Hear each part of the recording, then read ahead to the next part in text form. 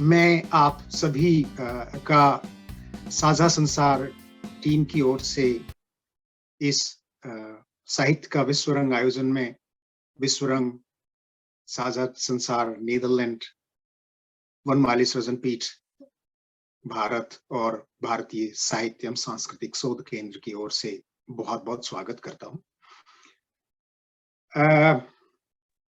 आज हमारे साथ प्रतिभागी हैं सूरीनाम से सुश्री लालाराम हरद्वार सिंह जी हैं, साथ ही केन्या से हमारे साथ सुश्री सरिता शर्मा जी हैं और भारत से अजय कुमार शर्मा जी हैं, मॉरिशस से सुनीता पाहुजा जी हैं और कनाडा से सुश्री निर्मल जसवाल हमारे साथ हैं। और हमारे साथ हैं आप सभी श्रोतागण।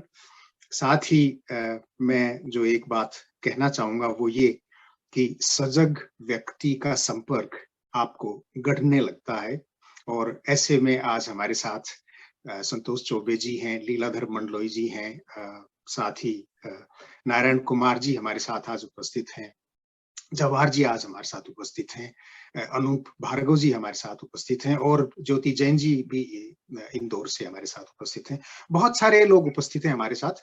तो मैं आप सभी का हार्दिक अभिनंदन करता हूं और मैं ये कहूंगा कि विश्व रंग के प्रणेता श्री संतोष चौबे जी का हमारे साथ होना ये हमारा सौभाग्य है।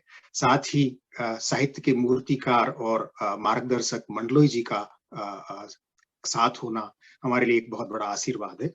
और साथ ही साथ मैं एक बात और आपको कहना चाहूंगा कि सूर्य बालाजी जो इंदौर से हमारे साथ उन्होंने हमें आशीर्वाद स्वरूप आज शुभकामनाएं भेजी हमारे इस आयोजन के लिए। तो मैं अपनी बात को शुरू करते हुए ये कहना चाहूंगा कि आज प्रवासी साहित्यकार के कंधों पर एक बहुत बड़ी जिम्मेदारी है। और आप कहेंगे ये कैसे और क्यों? आप ये देखेंगे कि वास्को डी गामा जो भारत आया था, उसको दक्षिणी अफ्रीका के तट पर गुजराती एक व्यापारी ने, जिनका नाम कांजी मालूम था, और उन्होंने दक्षिण अफ्रीका से ये देखिए कि उन्होंने वास्को डी गामा के साथ अपनी 2 नावें भी भेजी थी और अपने व्यक्तियों को भी साथ में भेजा था उन्होंने। और हम वास्को डी गामा की तो बात करते हैं लेकिन हम कांजी को भूल गए हैं। इसलिए वो जो हमारी विरासत है जिसके पन्ने पलट किए गए हैं, उन पर हमें काम करने की बहुत ज्यादा जरूरत है। आज 150 बरस पहले 1873 से लेकर के और 1916 तक जो है बहुत सारे हमारे गिरमिटिया पूर्वजों को जबरन कई देशों में ले जाया गया, जिनमें से सूरीनाम एक है। और आज जो है वो 150 वर्ष की जो वर्षगांठ मनाई जा रही है गिरमिटिया।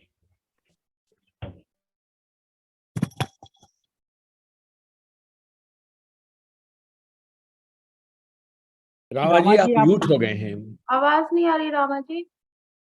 बिल्कुल नहीं आई क्या शुरू से ही? नहीं, शुरू से आई थी, बस अभी लास्ट के 1 मिनट नहीं आई।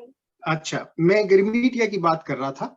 और गिरमिटिया ने जो पहल की है, जिन लोगों को डच सरकार ने, मैं सभी मित्रों से निवेदन करूंगा वे अपने माइक्रोफोन को कृपया म्यूट कर लें। मैं गिरमिटिया अपने पूर्वजों को लेकर, जिनकी आज हम 150 वर्ष का जो महोत्सव मना रहे हैं, मैं उसकी बात कर रहा था आपसे। और इस महोत्सव को मनाने के लिए सूरीनाम के राष्ट्रपति श्री संतोखी जी ने हमारी मैडम राष्ट्रपति महोदया मुर्मू जी को जो है आमंत्रित किया है। एक बहुत बड़ी बात है। तो इन सब बातों को देखते हुए मैं ये कह रहा था कि प्रवासी साहित्यकारों पर, रचनाकारों पर इसलिए एक बहुत बड़ी जिम्मेदारी है और संसार को एक नई दिशा दी जा सकती है, क्योंकि हमारा जो भारतीय डायस्पोरा है वो संसार का सबसे बड़ा डायस्पोरा है। और इस सांस्कृतिक धरोहर को साहित्य के माध्यम से जो है हम सुदृढ़ कर सकते हैं। जो पिरामिड आज हमारे पास उपलब्ध है, जिस पिरामिड की शुरुआत घिरमिटिया लोगों ने रखी या उससे पहले लोगों ने रखी या कांजी मालम ने रखी, वो सारी आज हमारे पास एक बहुत बड़ी धरोहर है और उस पिरामिड को हमें विस्तृत, व्यापक और सुदृढ़ बनाना, मजबूत बनाना बहुत जरूरी है। और वो ये जिम्मेदारी आज हमारे कंधों पर है और सही मायनों में गिरमिटिया के बलिदानों को स्वर देने का अवसर है। गिरमिटिया पूर्वजों को नमन के बहाने का सबसे सुंदर अवसर है और आज हमारी आवाज दुनिया के कोने कोने तक पहुंच रही है। इसके लिए विश्व रंग का प्लेटफॉर्म भी हमारे पास उपलब्ध है और विश्व रंग के प्रणेता श्री संतोष चौबे जी हमारे साथ हैं। विश्व रंग के सह निदेशक लीलाधर मंडलोई जी हमारे साथ हैं। साथ ही साथ मैं आज बात करूंगा 2-3 पुस्तकों की। एक पुस्तक आई है डॉक्टर आरती लोकेश जी की, जो दुबई में रहती हैं, उनके उपन्यास आया है, उसका नाम है ऋतंबरा के 100 द्वीप। और ये उपन्यास बड़ा विस्तार और पेचीदगियां लिए हुए है और मानव जीवन के रहस्य का रसात्मक रूप से बहुत सुंदर उद्घाटन करता है। और यह उपन्यास लगभग 100 वर्ष से के काल्पनिक इतिहास को समेटे हुए है। इसलिए मैं यही कहूंगा कि ये बहुत ही मानव के बीच प्रेम, भाईचारे और मानव कल्याण की समष्टि की रचना के साथ आपके साथ अमेज़न पर उपलब्ध है। साथ ही साथ एक दूसरी पुस्तक आई है जिसका शीर्षक है प्राकृत भाषा में राम कथा। ये बहुत श्रम साध्य काम किया है नीलम जैन जी ने अमेरिका से और ये करीब 2000 वर्ष पूर्व महाराष्ट्री प्राकृत में लिखित राम कथा ज्ञान, विज्ञान एवं जीवन दर्शन के विविध पक्षों का एक अनुपम कोष और पठन योग्य है। साथ ही साथ चौबे जी की पुस्तक भी अभी आई है और उनकी जो पुस्तक है वो भी बहुत ही पठनीय है। उस पर बहुत सारी समीक्षाएं भी लिखी जा चुकी हैं। कल्पनाओं के आकाश में ब्लैक होल। तो और इसी के साथ में एक अंतिम बात आपसे कहना चाहूंगा, वो ये कि पुराने जमाने में राज्य वैद्य हुआ करते थे, वैद्य हुआ करते थे और जो जनता बीमार ना पड़े इस बात की एक गारंटी हुआ करती थी। उसी तरीके से समाज भी मानसिक रूप से जो स्वस्थ बना रहे, इसकी जिम्मेदारी हम सभी साहित्यकारों पर है, हम सभी प्रवासी रचनाकारों पर है। और ये जो समाज की मानसिक नाड़ी जो है वो साहित्यकारों के हाथ में है। और तो ये बहुत बड़ी जिम्मेदारी हमारी है कि हम इस जिम्मेदारी में बहुत सी पहल करते हुए नए विषयों को जो हमारे सामने हैं, प्रवास के जीवन में निश्चित रूप से बहुत सारी बातें हैं जो भारतीय साहित्य को समृद्ध कर सकती हैं और हम भरसक प्रयास करना चाहिए। और साहित्य का विश्व रंग इसी कड़ी में एक पहल है। मैं इन्हीं शब्दों के साथ मंच की कमान विनीता तिवारी जी को सौंपता हूँ। विनीता जी मंच को आगे बढ़ाइए। विनीता जी, आपका स्वागत है। धन्यवाद।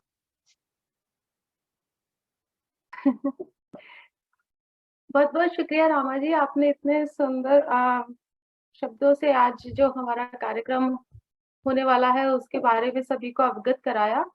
तो इस कार्यक्रम को आगे बढ़ाते हुए मैं बस एक माँ शारदा को अपना दोहा नमन करते हुए अपने पहले प्रतिभागी को बुलाना चाहूंगी। तो दोहा है, वंदनीय माँ शारदे, वंदनीय माँ शारदे, हरो तिमिर अज्ञान। वंदनीय माँ शारदे, हरो तिमिर अज्ञान। घर घर सुख का वास हो, ऐसा दो वरदान। वंदनीय माँ शारदे, हरो तिमिर अज्ञान। घर घर सुख का वास हो, ऐसा दो वरदान। तो इन्हीं दो पंक्तियों के साथ मैं सबसे पहले आज बुलाना चाहूंगी हमारे मंच पर श्रीमती सरिता शर्मा जी को, जिन्होंने हिंदी में MA किया है और बहुत सी उनके साझा संकलन छपे हैं। वो मूलतः हरियाणा से बिलोंग करती हैं और विगत 12 सालों से केन्या की राजधानी नायरोबी में रह रही हैं। इनको संगीत का भी शौक है और अपनी कविताओं को वो विविध रूपों में बयां करती हैं और हर तरह की उसमें लिखती हैं, कविता, कहानियां और सभी विधाओं में आप लिखती हैं। तो मैं आदरणीय सरिता शर्मा जी को यहाँ मंच पर आमंत्रित करना चाहूंगी आदर सहित। तो सरिता शर्मा जी पधारिए। नमस्कार, मैं मंच को नमन करती हूँ और विनीता जी, आपने बहुत ही अच्छे शब्दों में मुझे यहाँ आमंत्रित किया है, उसके लिए मैं आपकी आभारी हूँ। बस थोड़ा सा डर यही है कि मुझे सबसे पहले ही आमंत्रित कर लिया गया है और इतने विशिष्ट गुणी जो रचनाकार यहाँ बैठे हैं उनके सामने तो मैं कुछ भी नहीं हूँ। जस्ट अभी थोड़ा ही लिखना शुरू किया है, पर जितना मैं समझ पाई हूँ और जितना लिख पाई हूँ वो आप तक पहुंचाने की मेरी कोशिश रहेगी।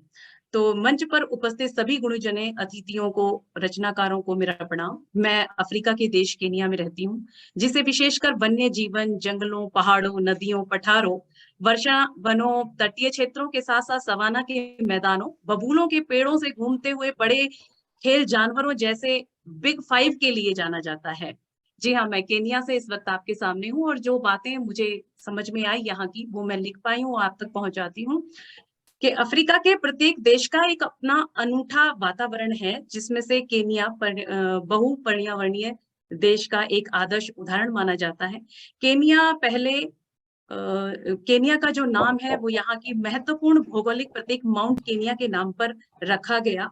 और यहाँ सबसे पहले जो, जैसा रामा जी ने भी बताया कि यहाँ पर ब्रिटिश ईस्ट अफ्रीका ये संरक्षित राज्य रहा है, और लेकिन केनिया में रहने वाले कबीलों की जनजातियों के प्रयासों से केनिया 12 दिसंबर 1964 को एक गणराज्य घोषित हुआ। केनिया में राष्ट्रपति शासन लागू है और राष्ट्रपति शासन चलता है और विलियम रूटो यहाँ के वर्तमान राष्ट्रपति हैं। क्षेत्रफल के आधार पर केनिया विश्व का 49वां बड़ा देश है। अफ्रीका की सबसे बड़ी झील विक्टोरिया यहाँ तंजानिया, युगांडा और केनिया से लेकर सूडान तक जाकर मिलती है। पूर्वी अफ्रीका का केनिया देश का सबसे बड़ा नगर नैरोबी है, जो यहाँ की राजधानी है, जिसके अंदर मैं निवास कर रही हूँ। यहाँ की जो जनसंख्या है 4.4 करोड़ के लगभग है। यहाँ जो मुद्रा प्रयोग में लाई जाती है उसे शिलिंग कहते हैं और केनिया की जो राजभाषा है वो की स्वाहिली है। और यहाँ पर जो व्यापारिक भाषा है अंग्रेजी है, क्योंकि यहाँ पर सभी तरह के अब लोग रहते हैं, इंडियंस भी हैं, लेकिन सबसे पहले जो यहाँ पर ईस्ट जो ब्रिटिश रहे हैं, तो मोस्टली यहाँ पर जितने भी जो जनजातियां थी, जब उनका विकास हो रहा था तो उनके ऊपर उन्हीं का प्रभाव पड़ा, तो वही उन्हीं की सभ्यता को वो फॉलो करते हैं। तो इसके आगे मैं यही कहना चाहूंगी कि यहाँ की राजभाषा की स्वाहिली है और यहाँ पर 42 से भी ज्यादा जो जनजातियां समूह है, यहाँ पर 42 ट्राइब्स हैं जिनकी अपनी उपजातियां होती हैं। ये सभी क्षेत्रों में अपने अलग अलग तरह से रह रही हैं और केनियाई लोगों की विशेषता यह है कि ये व्यक्तिवादी की बजाय समूह उन्मुख है। जो लोग अपने सामाजिक पारिवारिक हलकों पर अत्यधिक अनुआश्रित हैं, इन पर सभी तरह की सभ्यताओं का भी असर पड़ा है। जो लोग यहाँ आते गए, अब जैसे इंडियंस यहाँ पर हैं तो अब इनकी भी सभ्यता इन तक पहुंच रही है, इंडियंस को ये फॉलो कर रहे हैं। केनिया में पारिवारिक इकाई में आमतौर पर विस्तारित परिवार शामिल होते हैं। यहाँ आदमी घर का मुखिया होता है। ग्रामीण क्षेत्रों में रहने वाले जो लोग हैं वो अक्सर उनके जो बच्चे हैं उनके बारे में यही कहा जाता है कि यहाँ पर जो उनके चाचा चाची होते हैं, दादा दादी होते हैं, वो लोगों पर ही उनके बच्चों की जिम्मेदारियां होती हैं। तो यहाँ पर विस्तारित तो परिवार होते हैं। यहाँ केनियन जो लोग हैं वो मेहमान नवाजी पसंद है और केनियाई संस्कृति और जीवन शैली बहुत आयामी है। यहाँ के लोगों की भाषा, परंपराएं, भोजन, पहनावा, संगीत, कला, जातीयता विभिन्न रूपों से व्यक्त की जा सकती है। अधिकांशतः केनियाई अंततः क्योंकि यहाँ पे ब्रिटिश का शासन रहा था, तो ये क्रिश्चियन धर्म को ही फॉलो करते हैं और उन्हीं की ही पाश्चात्य सभ्यता को भी फॉलो करते हैं। लेकिन जो पहले कबीले थे, कबीलों के अंदर जो जनजातियां थी, उनकी अपनी कुछ परंपराएं थी। तो यहाँ शादी को लेकर के ये नहीं कहा जा सकता कि जैसे भारत में हमारी शादी संस्कार, विवाह संस्कार होता है, इस तरह का संस्कार यहाँ था, ये नहीं है। क्रिश्चियन धर्म को फॉलो करते हैं। और सबसे बड़ी बात यह है कि कई जनजातियां जो हैं, उन समूह में शादी का भी विधान है, लेकिन यहाँ हमारे इंडिया में लड़का होने पर खुशी मनाई जाती है, लेकिन यहाँ पर लड़की होने में खुशी मनाई जाती है, क्योंकि यहाँ पर जो दहेज प्रथा है, उसमें लड़की को लड़की वाले दहेज देते हैं, ना कि लड़की वाले देते। तो लड़की वालों को ही लड़के वाले दहेज देते हैं, और दहेज के रूप में यहाँ पर पशुधन दिया जाता है। तो जो आर्थिक रूप से संपन्न होता है, वो शादी के रूप में, यहाँ विवाह के रूप में उसको अनुमति है। बाकी यहाँ पर कई लोग लिविंग रिलेशनशिप में रहते हैं।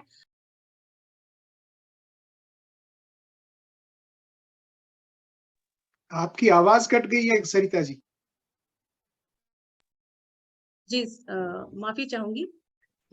अभी मेरी आवाज आ रही है? जी, बहुत अच्छे जी। जी, तो मैं यही कह रही थी कि यहाँ पर क्रिश्चियन धर्म का पालन किया जाता है, और पाश्चात्य संस्कृति का यहाँ पर ज्यादा देखा गया है कि उनको फॉलो करते हैं लोग। लेकिन हमारे जो भारतीय लोग यहाँ पर आए, क्योंकि यहाँ पर दास प्रथा के रूप में ही भारतीयों का आगमन हुआ था, लेकिन अब यहाँ पर एक बहुत बड़ी संख्या में भारतीय हैं जो अपना विशिष्ट योगदान इस देश को चलाने में भी दे रहे हैं। और केनिया देश में जो ग्रामीण क्षेत्र है, वहां पे लड़कियों की परवरिश भी अलग तरीके से होती है, और उनके कर्तव्य और दायित्व भी अलग अलग तरीके से होते हैं। और यहाँ पर जो ग्रामीण क्षेत्रों में जो लोग हैं, वो अपनी घर की जो पुरुष है, वो आर्थिक रूप से अपने परिवार को चलाने के लिए शहरों में आता है, वहां नौकरियां करता है। जो ग्रामीण महिलाएं होती हैं, वो खेती बाड़ी करती हैं और उसी से अपने परिवार का पालन पोषण करती हैं। और शहरों में भी कुछ महिलाएं वेतन के लिए यहाँ पर आती हैं, तो सैलून चलाती हैं, बाजार में अपना काम करती हैं। इस तरीके से यहाँ पर शहरी क्षेत्रों में पुरुष और महिलाओं के बीच में अधिक लैंगिक समानता देखी गई है। कुछ जोड़े घरेलू जिम्मेदारियों का हिस्सा बनते हैं। जो महिलाएं शिक्षित हैं और मजदूरी का काम करती हैं, वे अधिक निर्णय लेने की शक्ति की तलाश करने लगती हैं, और बहुत कम संख्या में महिलाएं जो है वो कुछ परंपराओं और अपेक्षाओं से बाहर निकलने का विकल्प चुन लेती हैं, और वे घर और बच्चों की देखभाल के लिए आमतौर पर युवा महिला रिश्तेदारों को अपने घर पर किराए पर भी रखती हैं। और बाहर से युवतियों को भी बुलाया जाता है। केनियन लड़कियां जो है वो यहाँ पर घर घर जो है मजदूरी जैसा घर का काम भी करती हैं। और आजकल सोशल मीडिया के द्वारा ही यहाँ पर ज्यादा सामाजिकरण हो रहा है, तो विशेषकर यहाँ पर अपने इंडियंस के अलावा मुस्लिम भी हैं। अब इंडियंस हैं तो यहाँ पर हिंदी, अंग्रेजी और गुजराती सभी भाषाएं यहाँ पर सम्मिलित, सभी तरह के लोग यहाँ रहते हैं आज। और जैसा कि मैंने पहले बताया कि केनिया में 42 तरह की ट्राइब्स हैं, जनजातियों का समूह है। जैसे अमेरू जनजाति है, एम्बू जनजाति है, कैलेंजिंग जनजाति है, मसई है, कुरला है, लुआ, लुओ, स्वाली, सोमालिया, किकुयू, और बहुत सारी इन जनजातियों की उपजातियां बन गई हैं। तो ये सभी अलग अलग परंपराएं, संस्कृतियों को का पालन करती हैं, परंतु अधिकतर ग्रामीण क्षेत्रों में रहने वाली जनजातियां कृषक होती हैं, पशुपालन करती हैं, अपने रीति रिवाजों का पालन करती हैं। तो ये लोग जो यहाँ पर जो खेती होती है वो मक्का की, बीन्स, चाय, कॉफी, मैकेडमिनिया, यम्स, गन्ना, आवाकाडो, आम, आलू, और यहाँ पर विश्व के कई तरह के आलू पाए जाते हैं, इन सब की खेती होती है जो विश्व में प्रसिद्ध है। यहाँ कॉफी, यहाँ के चाय के बागान, चाय यहाँ पर विश्व प्रसिद्ध है। और जो कैलेंजिंग जनजाति है वो एथलेटिक्स प्रतियोगिताओं में अपने उत्कृष्ट रिकॉर्ड के लिए विश्व में जानी जाती हैं, और संगीत कला में बांसुरी बजाना, ड्रम्स बजाना, इस तरह के संगीत के लिए जानी जाती हैं। जो किकुई जनजाति है वो व्यापार के लिए और देश की राजनीतिक आर्थिक व्यवस्था पर इनका बहुत प्रभाव है। जो कंबा जनजाति है वो उत्कृष्ट शिकारी होते हैं। ये टोकरी बनाने में, लकड़ी पर नक्काशी करने में निपुण होते हैं, व्यापार भी करते हैं। लुआ जनजाति अपनी बुल फाइटिंग और परंपराओं, खेलों के लिए जानी जाती है। लुआ जनजाति अपने यहाँ पर ऐसी परंपरा है, क्योंकि हर एक समूह की अपनी अलग अलग परंपराएं, तो यहाँ पर एक परंपरा ये भी है कि जो लुओ लोग की जो जनजाति के जो समूह के जो लोग हैं वो अपने जबड़े के नीचे के 6 दांतों को निकाल देते हैं। तो ये एक बहुत एक है अजीब सी जो लगेगी, लेकिन यहाँ पर ऐसी परंपरा है जो लुआ जनजाति के समूह में पाई जाती है, और बरसाती नृत्य के लिए ये ऐसी परंपराओं से जुड़े हुए हैं।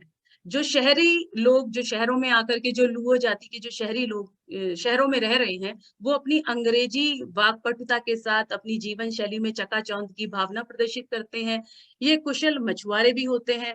और अंत में मैं मसई के बारे में कहूंगी, जो यहाँ केनिया की संस्कृति को संभाले हुए हैं। पाश्चात्य संस्कृति का प्रभाव इन पर कम है। तो यहाँ केनिया के रूप में अगर देखा जाएगा, मसइयों की जो मसाई जनजाति है उसका बहुत ही ज्यादा महत्वपूर्ण स्थान है। ये एक तरीके से जो मसई मारा होते जो मसई मारा है वहां पर ये जनजाति पाई जाती है। तो मसई जो है वो खाना बदोश होते हैं, माँ बोली में इनका संवाद होता है, क्योंकि हर जनजाति समूह की अपनी अलग भाषा है, अपनी अलग बोली है।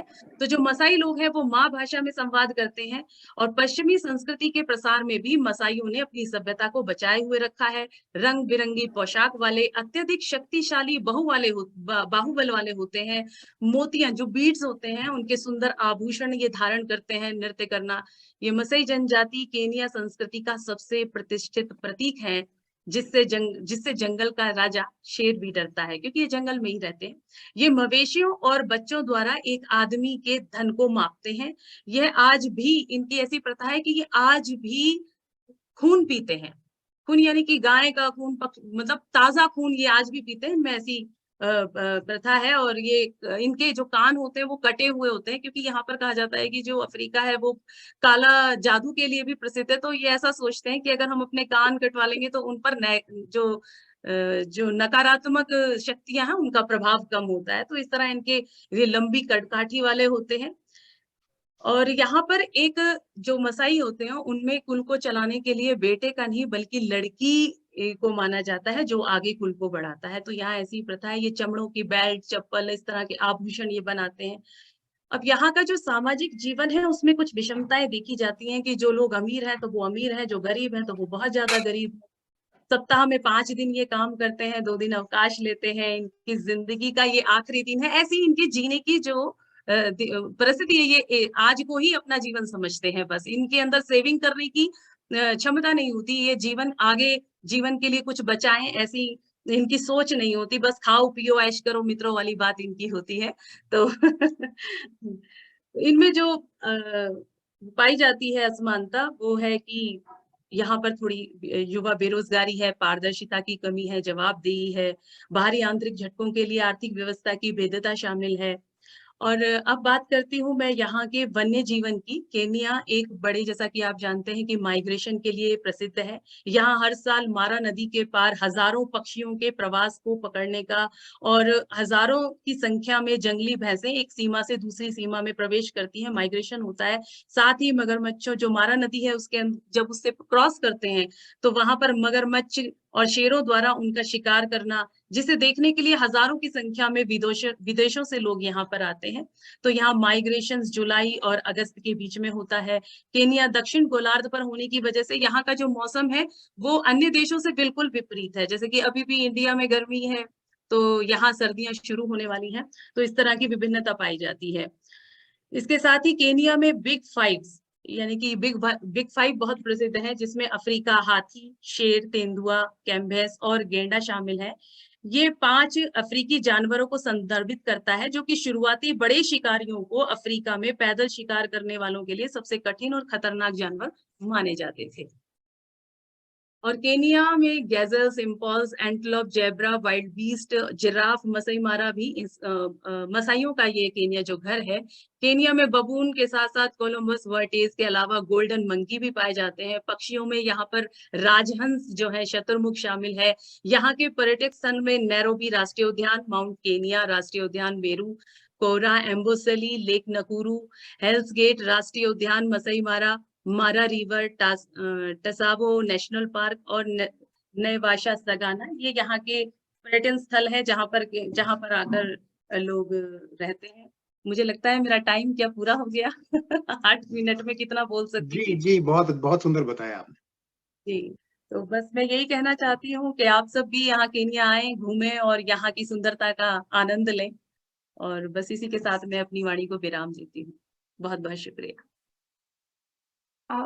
बहुत-बहुत शुक्रिया सरिता शर्मा जी, आपने इतने सुंदर शब्दों में केन्या के बारे में बताया, उसमें से जो मुझे बहुत ही रोचक लगी जानकारी कि वहाँ पर लड़कियों को लड़के दहेज देते हैं और ये प्रथा है जिसकी वजह से लड़कियों की इम्पोर्टेंस ज़्यादा है, जो बहुत ही रोचक है। और उसके अलावा काला जादू आजकल भी दुनिया में चल रहा है और ताज़ा खून पीने की प्रथा है, ओह माय गॉड!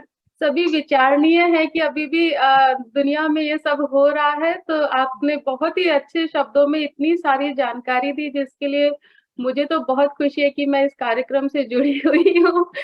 तो हम बहुत-बहुत धन्यवाद आपका, एक्चुअली आप आई और इतना सुंदर आपने बताया। तो अगर लैला लाला राम जी यहाँ पर जुड़ चुकी हैं तो मैं उन्हें आमंत्रित करना चाहूँगी। उनका परिचय देने से पहले मुझे, क्योंकि दिख नहीं पा रही हैं, मैं कन्फर्म करना चाह रही हूँ कि वो जुड़ी हुई हैं।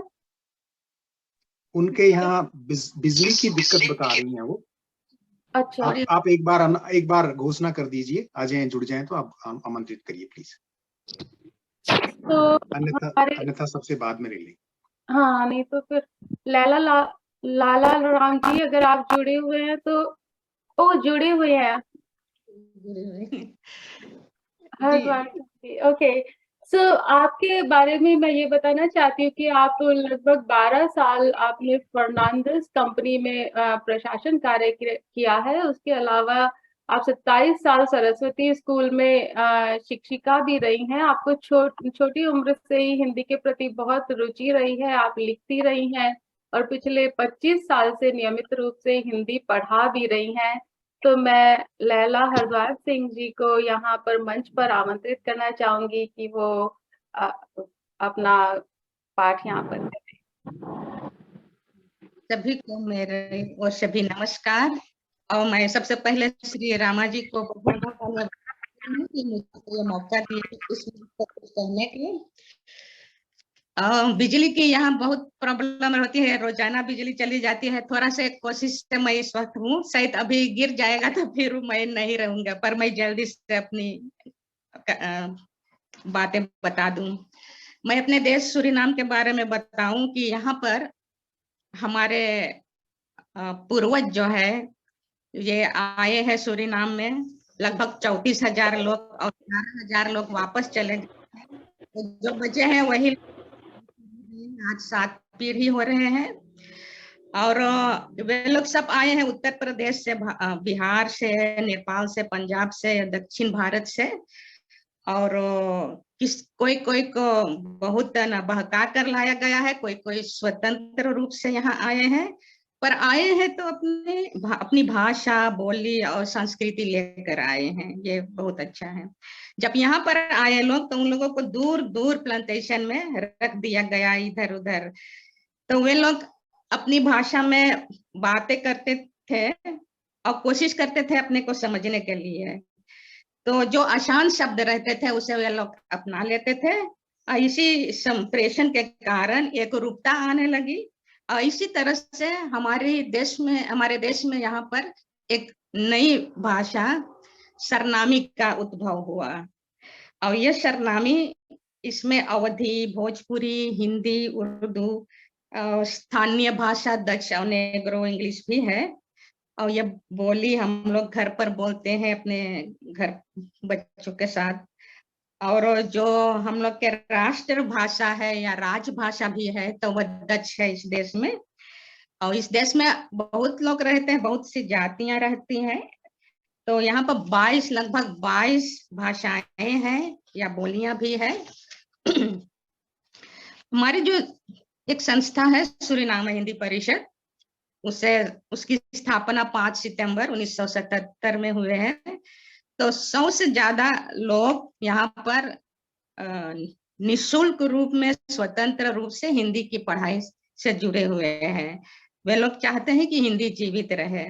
यह संस्था एक बार वर्ष में एक बार जनवरी महीना में परीक्षा लेती है और बच्चे इसमें भाग लेते हैं। इसी तरह से ये संस्था भी कोशिश कर रही है कि हम लोग के देश में हिंदी जीवित रहे। और हिंदी जो है विशेष करके बोली जाती है जब शोक स्थलों में या मंदिरों में भजन, प्रार्थना, भाषण आदि के लिए हिंदी का प्रयोग होता है हमेशा। हम लोग एक बहुजातीय देश है। हम लोग की कोशिश है कि हम लोग इस देश में मिलकर रहे, पर कभी कभी कुछ विरोध होने लगते हैं। फिर भी हम लोग कोशिश करते हैं मिलकर रहने को। कभी कोई अपने हक के लिए लड़ते हैं तो थोड़ा यहाँ वहाँ कुछ हो जाता है धक्के। और सबके अपने अपने अलग अलग धर्म है, अपनी भाषा है। चीन से लोग आए हैं यहाँ पर। हम लोग के चीन लोग रहते हैं, क्रियोल लोग रहते हैं, जावी लोग इंडोनेशिया से आए हैं वे रहते हैं। हम हिंदुस्तानी लोग भारत से आए हैं, हम लोग यहाँ रहते हैं। आजकल बहुत ज्यादा तादाद में यहाँ पर ब्राजील के लोग आ गए हैं। ये लोग सोने के खोज में यहाँ पर आए हैं। ज्यादा दक्षिण सूरीनाम में रहते हैं। तो ये हमारे बहुजातीय हम लोग की कोशिश है कि हम लोग मिलकर रहें। हम लोग के हिंदू धर्म में यहाँ सनातन धर्म आर्य समाज के लोग रहते हैं, मंदिर में जाकर अपने पूजा प्रार्थना करते हैं। हम लोग के होली या दिवाली के दिन यहाँ पर देश में छुट्टी रहते हैं। हम लोग आराम से ये दिन मनाते हैं और हौसले से। और नवरात्रि, रामनवमी, कृष्ण जन्माष्टमी ये सब तो बहुत ही हौसला से मनाया जाता है। रामलीला आदि का भी खुले मैदान में और मंच पर भी होते रहते हैं। तो ये सब होते हैं। मुस्लिम लोग मस्जिद में जाते हैं अपने नमाज पढ़ने के लिए। उन लोगों का ईद उल फितर और ईद उल अदा के दिन यहाँ पर देश भर में भी छुट्टी होता है। और जो फितर है तो जावी लोग यहाँ के देश के ज्यादा मुस्लिम धर्म मानते हैं, तो वे लोग भी ईद उल फितर मनाते हैं, पर एक दूसरे नाम से। वे लोग कहते हैं बोदो है। तो बोदो के दिन जावी लोग और मुस्लिम लोग मनाते हैं, पर हम लोग सब जनता भी मिलके उस दिन आपस में मिलते जुलते हैं। ईद उल फितर के दिन लोगों के बधाई भी देते हैं। और ये जो जावी लोग हैं यहाँ पर, उन लोगों के एक खेल है जरंग के पंख। उसमें पता नहीं क्या हो जाता है, ऐसे उन लोगों के ऊपर आ जाता है कि वे लोग एक मुर्गी पकड़ कर जिंदे खा लेते हैं, नारियल चीर के खा लेते हैं। पर जब उनका ये भूत उतर जाता है, जो लोग करवाते हैं ये सब काम, आकर के कान में कुछ कह देते हैं तो ये लोग फिर होश में आ जाते हैं। तो ये लोग को कुछ पता नहीं रहते कि ये लोग क्या किए हैं, और भी एकदम स्वस्थ रहते हैं। पता नहीं ये कैसा खेल है, पर बहुत अजीब है। इस तरह से बुश नेगरो जो जंगल में रहते हैं, वे लोग भी आग पर चलते हैं, नाचते हैं। उन लोगों के अपनी अपनी तरीके हैं। हम लोग के घर में देश में ईसाई लोग हैं, गिरजाघर जाते हैं। जो क्रिसमस के दिनों में और ईस्टर के दिनों में हम लोग भी यहाँ छुट्टी रहते हैं। तो ये तीन मूल्य धर्म है, हिंदू, मुस्लिम और ईसाई के धर्म इस देश में। और सूरीनाम के देश के बारे में क्या बताऊं मैं। हम लोग तो दक्षिण अमेरिका के पूर्व क्षेत्र में रहते हैं। उत्तर में हमारे अटलांटिक महासागर है, दक्षिण में ब्राजील देश है, और पूरब में है फ्रेंच गयाना, पश्चिम में है गयाना देश। हमारे देश का क्षेत्रफल है लगभग 163,262 वर्ग किलोमीटर। हमारे देश 25 नवंबर 1975 के स्वतंत्रता प्राप्त की, और इससे पहले हॉलैंड का उपनिवेश।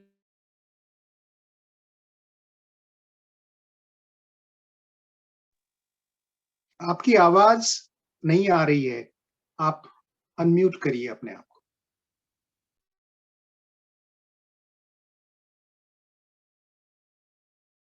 आप अभी तक जी, नहीं आ रही है। अच्छा, देर तक नहीं आई। मैं आगे बढ़ सकती हूँ ना जी। और हमारे देश में पर्वतें हैं, बहुत से पर्वत है। आसफान है, एक बाखस वेल है, मीना पर्वत। यहाँ पत्थर के बड़े बड़े पर्वत हैं। विल्हेमिना एक का नाम है, और विल्हेमिना थी हॉलैंड की महारानी पहले, उसी के नाम से एक पर्वत भी है। सूरीनाम में एक सूरीनाम के नाम से भी एक नदी है, सूरीनाम नदी। फिर मारोवेना है, कोमोवेना, निकेरी, सारामाका, ये सब जिले के नाम से ये नदी है। और आगे में और क्वारंटाइन, क्वातिका, कोपनामा नदी है। हमारे देश के जंगल 95% लगभग जंगल है, और इसमें 400 से ज्यादा प्रकार की लकड़ियां भी है। वालाबा है, वाना है, बसरा लोकस है। वालाबा है जिससे लोग यहाँ पर दाह क्रिया किए जाते हैं। उसी जंगल में कितने जानवर है, हिरन है, शेर है, सर्प है, और कितने चिड़िया है, तरह तरह के हंस है, कबूतर है, तोता है, बहुत से ऐसे चिड़िया भी है। और जो धरती हमारी है उसमें से तेल निकलता है, सोने निकलते हैं, बॉक्सिट निकलते हैं। हम लोग के तरकारियां यहाँ पर एक बीज भूल से भी गिर जाए तो भी वह अंकुरित हो जाता है। इतना उपजाऊ धरती है यहाँ पर। तरह तरह के गोभी, करेला, सेम सब कुछ हम लोग के यहाँ पर होते हैं। फल भी कसेरा, केला, नारियल, अनार, तरबूज सब कुछ यहाँ पर होते हैं। और ऋतु तो हम लोग के सदा की, या तो घाम होता है या तो बारिश होती है। बस हमेशा हम लोग इसी तरह से आनंद उठाते हैं ये सुंदर ऋतु से। अब हम लगभग 150 साल हो रहे हैं कि अप्रवासी दिवस आ रहा है 5 जून को। और जगह जगह पर लगभग 38 संस्थाएं इस वक्त कार्यक्रम चला रहे हैं, और तरह तरह के स्मारकों का अनावरण होंगे। मैंने भी एक गीत लिखा है हमारा सूरीनाम, आप लोग मेरे नाम से खोज के जरूर सुनिएगा उसे। और बहुत धूमधाम से यहाँ मनाया जाता है। रामलीला होता है, यज्ञ होता है, बैठक, गाना, नाटक आदि सब कुछ दिखाए जाते हैं। और हम लोग के सबसे गर्व की बात यह है कि भारत के जो राष्ट्रपति है श्रीमती मुर्मू जी आ रही है कल हमारे देश में। 4 जून से 6 जून तक की मेहमान रहेगी। हमारे राष्ट्रपति श्रीमान संतोखी जी ने उन्हें बुलाई है। हम लोग का बहुत गर्व है, आशा है कि उन्हें भी हमारे देश बहुत पसंद आएगी। और आगे में मैं यही कहना चाहती हूँ, 8 मिनट के समय रखना चाहती हूँ कि हम लोग का यही अच्छा है कि हम लोग इच्छा है कि हम लोग सबको मिलकर इस देश में रहे। हम लोग के देश की आर्थिक स्थिति उतना ठीक नहीं है, फिर भी हम लोग अपने माता पिता से, अपने पूर्वजों से एक अलग संस्कार पाए हैं कि हमें सरकार के बल पर नहीं जीना है, हमें अपना खुद मेहनत करके अपना जीवन चलाना है। तो हम लोग उसी तरह से अपना जीवन को गुजार लेते हैं। और हम लोग विशेष करके अपने धर्म संस्कृति को जीवित रखने के में बहुत कोशिश कर रहे हैं। यही तक थी मेरी भाषण सूरीनाम के बारे में। आशा है कि कुछ ना कुछ आप तक पहुंचे हैं। धन्यवाद सुनने के लिए फिर से। बहुत सुंदर, बहुत सुंदर लैला हरिद्वार सिंह जी, आपने बहुत अच्छा बताया। और वही जो यहाँ सूरीनाम के बारे में भी आपने कई जनजातियों का जिक्र किया कि वहाँ पे अभी भी आग पे चलना और कच्ची मुर्गी खा लेना ये सब होता है। वो सब सोच के मैं सोच रही थी कहाँ एक तरफ दुनिया विज्ञान के आविष्कारों में चरम पे पहुंची चली जा रही है, और दूसरी तरफ अभी भी लोग हजारों साल पुरानी जीवन शैली को जी रहे हैं कई कई जगह पे। ये कितना रिमार्केबल है सोचना और इसको सुनना समझना। और राष्ट्रपति जी आपके देश में आ रहे हैं, उनके लिए बहुत बहुत शुभकामनाएं। तो आपका बहुत सुंदर पाठ रहा, आपने बहुत सारी जानकारियां हमें दी यहाँ पर मंच पर, आपका बहुत बहुत धन्यवाद। अब मैं अपनी अगली प्रतिभागी को बुलाना चाहूंगी, डॉक्टर निर्मल जसवाल जी। अगर आप हैं तो तैयार हो जाइए। आपने पीएचडी किया है, honours philosophy, MA and PhD both. उसके अलावा आप पंजाबी, हिंदी और इंग्लिश तीनों भाषाओं में लिखती हैं। ये बहुत ही अच्छी बात है। तो कहानी संग्रह आपके कुल किताबें 35 छपी हैं, जिनमें से 17 शायद आपकी अपनी इंडिविजुअल है और 18 साझा संकलन, जिन्हें बहुत से पुरस्कारों से सम्मानित किया जा चुका है। आपकी 3 कहानियां मंचनीय भी हो चुकी हैं।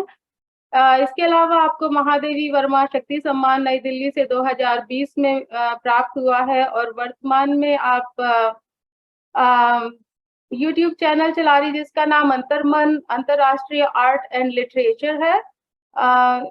सो अंग्रेजी कॉन्टेम्परेरी मैगजीन चंडीगढ़ से आप अनुवादित कहानी सेलिब्रेशन 2020 जनवरी में प्रकाशित हुआ है और इसे मैगजीन में अनुवादित कहानी इसी मैगजीन में इनकी एक अनुवादित कहानी भी है रेसलिंग 2023 में जो प्रकाशित हुई है। तो मैं बुलाना चाहूंगी निर्मल जसवाल जी को। डॉक्टर निर्मल जसवाल जी, आप प्लीज आइए और मंच पे अपना हाँ जी, नमस्कार जी सबको।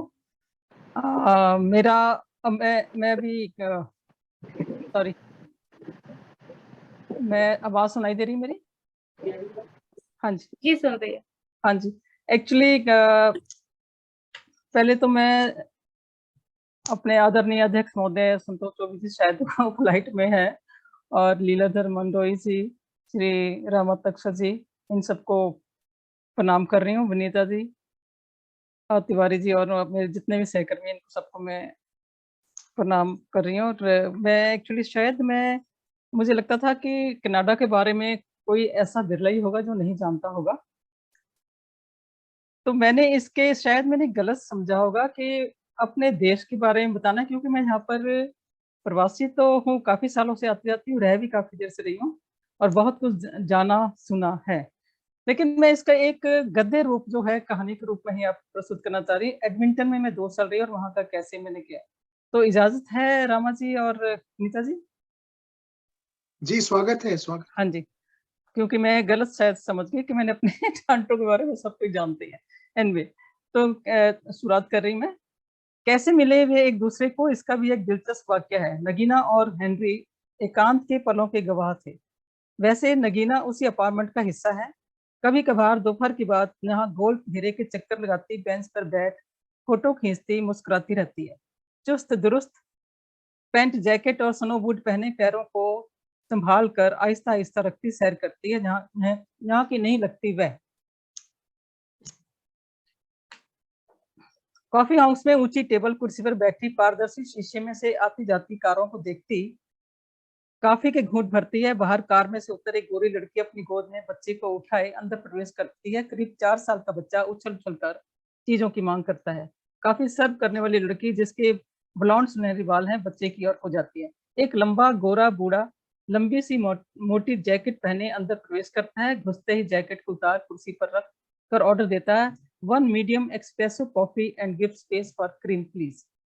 Will you like americano coffee? Waiter लड़की पूछती है। ओह या दैट्स ओके, कहकर उसने उसकी तरफ देखा और हाथ हिलाया।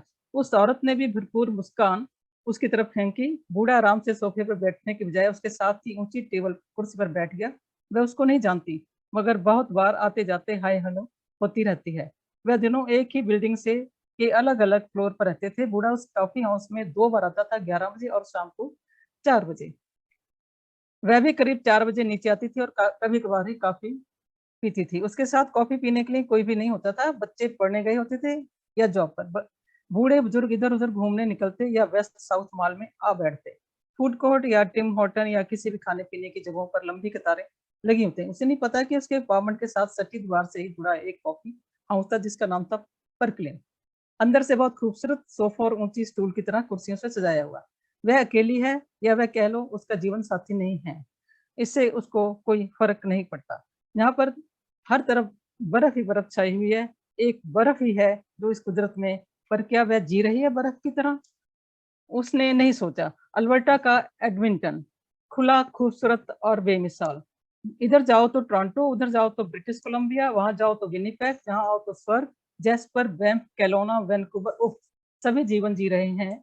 सांस उसकी भी चल रही है, दौड़ रही है, हाँफ रही है, मुस्कुरा रही है। कुछ ना कुछ आंखों के सामने आ ही जाता है उसके। स्नो बूट पहनकर लिफ्ट से नीचे आने के लिए बटन दबाती है। नहीं, 7वीं मंजिल से सीढ़ियों से उतरकर वह नीचे आती है और उसी से वह ऊपर चढ़ती है और यही उसका कसरत करने का एक बहाना है। शाम 4 बजे सीढ़ियों से वही चढ़ती उतरती है और सारी बिल्डिंग में हल्की गर्मी वाला वातावरण। दरवाजा खोलते ही बर्फीली ठंडी हवा का झोंका उसके बालों को छूता हुआ सर से गुजर जाता है। वह दरवाजा खोल बाहर आती है, सामने कारों की कतारें और उन पर लदी बर्फ। उसके ज़हन पर भी बर्फ जैसा या विचारों जैसा कुछ ना कुछ लदा रहता है। आज दूध का घूंट भरते ही उसे उबकाई सी आई। पंजाब में गाय भैंसों का हाथ से निकाला दूध लेना पड़ता है या दूध ही घर पर दे जाते हैं। यहाँ जर्मन गायों के थनों में मशीन लगी हुई है। यूट्यूब पर देखा, इतनी खस्ता हालत। मशीन से दूध निकाला जा रहा है, थनों में है या नहीं किसी को कोई परवाह नहीं, बेशक खून ही आ रहा हो। ओह, कॉफी बगैर दूध की, चाय में भी दूध नहीं। यहाँ की जिंदगी का ढर्रा ही अजीब है। पहले वह साथ वाले कॉफी हाउस से कॉफी लेकर बाहर बेंच पर बैठ सूरज की किरणों के साथ आंख मिचोली खेलेगी। कॉफी लेने के लिए उसके पैर उधर मुड़ जाते हैं और अब वह बूढ़ा भी साथ वाली कुर्सी पर बैठ खुद ब खुद बातें किया जा रहा है। You are Korean? No. Indian? Muslim? नहीं। तभी एक हिजाब पहने लड़की दाखिल होती है। हाँ, शायद वो मुस्लिम हो सकती है, लेकिन वह बूढ़े को इशारा करती है, नहीं, वह सीरियाई भी हो सकती है। कनाडा कितना खुलदिल वाला मुल्क है, जो चाहे आता रहे। बट यू नो, हमारी जॉब्स, क्यों? जॉब का खतरा तो कंपनियों की अपनी दोगली नीतियों के कारण है। अगर जॉब नहीं है तो क्यों बुलाते हैं हर किसी को? ये इराक, पाकिस्तान, ISI कितने खतरनाक लोग हैं।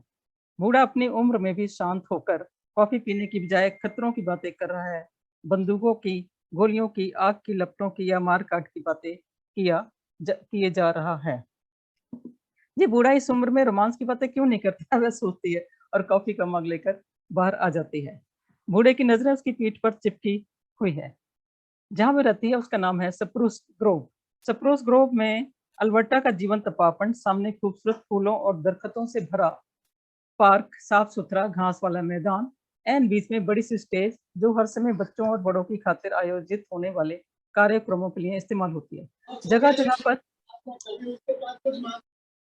हाँ जी, जगह जगह पर सुविधा के लिए बारबेक्यू रखे हुए हैं। विशेष तौर पर सर्दियों में परिवार सहित लोग hot dog, noodles, chicken nuggets, juice, beer, wine लेते हुए धूप में दिन गुजारते हैं। धूप भी कैसी, बस चमकती किरणों से ही लोग खुश हो जाते हैं। बीचों बीच लक्कड़ के कटे हुए बड़े बड़े टुकड़ों का ढेर देखकर खुश होती है नगीना। कोई ना कोई आग जलाकर रखता है और कई लोग आग के इर्द गिर्द खड़े या बैठे रहते हैं। बच्चे मैदान में खेलते हैं, युगल हाथ में हाथ डाले घूमते हैं और बुजुर्ग सैर करते हैं। नगीना की चोर नजर उन जोड़ों पर टिक जाती है। बुजुर्ग तो क्या, बच्चे तक उन जोड़ों को नहीं देखते। सब अपने आप में मस्त, मानो जवान लड़का लड़की उनके लिए किसी भी आकर्षण का कारण नहीं। मेरे देश में जो जोड़े होते तो इस तरह घूमते, माशाअल्लाह, तो सारा ब्रह्मांड रुक जाता। खासकर नौजवान लड़कों की तो जान ही हथेली पर आ जाती। नगीना अपने आप में हंसती है। कई दिन उसका आमना सामना उसी कॉरिडोर में होता रहा। बूढ़ा एक दब्बू किस्म का छोटा सा खिलौने जैसा चुआवा कुत्ता उठाए होता। वह लिफ्ट से नीचे उतर सीधी लकीर पर चलता, दरवाजे को खोल बाहर निकल जाता था। वह इधर उधर देखता भी नहीं था। उसकी आंखों में से खालीपन के साथ साथ एक उतावलापन दिखाई देता था, मानो कोई उसका पीछा कर रहा हो। एक दिन नगीना अपनी बेटी के पामेरियन पेट डॉग टैली को घुमा रही थी। आज वह बूढ़ा भी चुआबा को घुमा रहा था। उनका सामना उस पैदल चलने वाली घुमावदार कंक्रीट की पतली सड़क पर हो गया। हाय, उसने कहा। फिर पहचान कर उसने दोबारा ओ हाय कहा। वह भी खड़ी हो गई। हाउ स्वीट, वेरी स्वीट, पुचकारते हुए उसने पामेरियन की ओर अपना हाथ बढ़ाया।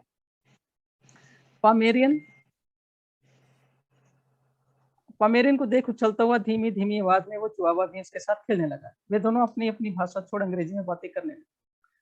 मारकाट, गोलियों, बंदूकों की बात करने वाला बूढ़ा भी अकेला, उसका नाम हेनरी 80 की उम्र का एक तंदुरुस्त बूढ़ा लग रहा था। वह आयरलैंड से अपने बेटे के पास अपना पालतू चुआवा सैमी लेने आया था। कुछ महीने इधर रहेगा। उसकी पत्नी का पिछले साल ही देहांत हुआ था।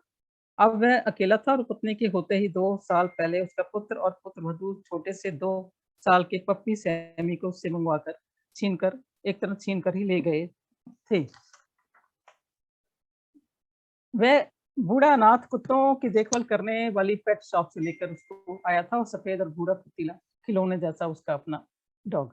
उसने जीन पर फर वाले हुड की जैकेट पहन रखी थी। उसका कद लगभग 6 फुटा था। नगीना ने अब उसको गौर से देखा। गोरा, भूरी आंखों में नीलापन की था। उस बूढ़े के कान चिपके हुए थे, गालें गुलाबी रंगत वाली और चेहरे की हड्डियां उभरी हुई थी। हाथ मिलाने पर उसकी मजबूती से पता चलता था कि कोई भी नौजवान इस बूढ़े के बाहुपास से खुद को आसानी से छुड़ा नहीं सकता था। रोज सैर करता वह इस तरह घुल मिल गया था जैसे मैं नगीना को वर्षों से जानता हो। उसने कहा योर नेम और उसके नाम की प्रतीक्षा करने लगा। या मेरा नाम नगीना है। मैंने एक गद्य का एक पार्ट ही लिया था। मुझे नहीं मालूम था कि यहाँ का टोरंटो की कुछ सभ्यता या उसकी या कनाडा की बताऊं, लेकिन यहाँ पर मैंने एक बड़ी अद्भुत सी चीज देखी। जो इससे गद्य से हट के जो बात कर रही हूँ कि यहाँ पर नर्सेज जो काम करने के लिए आती हैं, उनकी व्यथा को, उनके दुख को किसी ने भी वर्णन नहीं किया। मैंने अपने गद्य में मैं बहुत ज्यादा घूमी और हर देश की कहीं ना कहीं जानकारी लेके मैंने कहानी के रूप में, गद्य के रूप में या वार्ता के रूप में लिखी है। जैसे अमेरिका में गई थी, एडगर एलन पो के वहाँ घर में देखने गई, तो उसके बारे में मैंने एक आर्टिकल बड़ा लंबा चौड़ा सा लिखा। उसके वहाँ की लाइफ, जो बॉस्टन में रही, तो बॉस्टन की लाइफ को मैंने अपने उससे लिखा, और मैं कभी आप मौका देंगे तो मैं उसको भी बताऊंगी। लेकिन यहाँ की जो नर्सेज की लाइफ ये है कि उनकी व्यथा ये है कि जो पेशेंट होते हैं उनको नीचे नहीं गिरना जाता है और हाथ से ही उठाया जाता है, चाहे कोई भी नर्स है।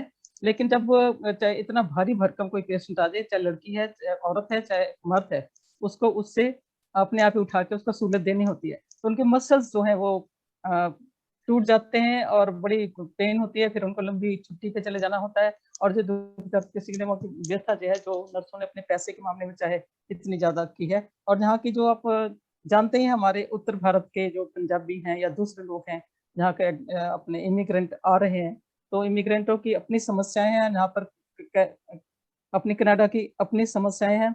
और यहाँ पर सारी भीड़ भड़कम जो है, और आपको पता है मेट्रोपॉलिटन सिटी है। मेट्रोपॉलिटन सिटी जो गांव के लोग हैं नहीं जानते, उनका ख्वाब है, हर कोई कनाडा आना चाहता है। तो यही है कि कनाडा में सहूलत है और कनाडा में ये है, कनाडा में वो है। जैसे कहने की मैंने बात सुनी है अभी, सभी जगह की जो बात अभी मैं सुनूंगी, तो वहां पर लोग कोई भी नहीं जाना चाहते। शुक्रिया जी, मैं सोचती हूँ कि इतना ही मेरे लिए बहुत कुछ था।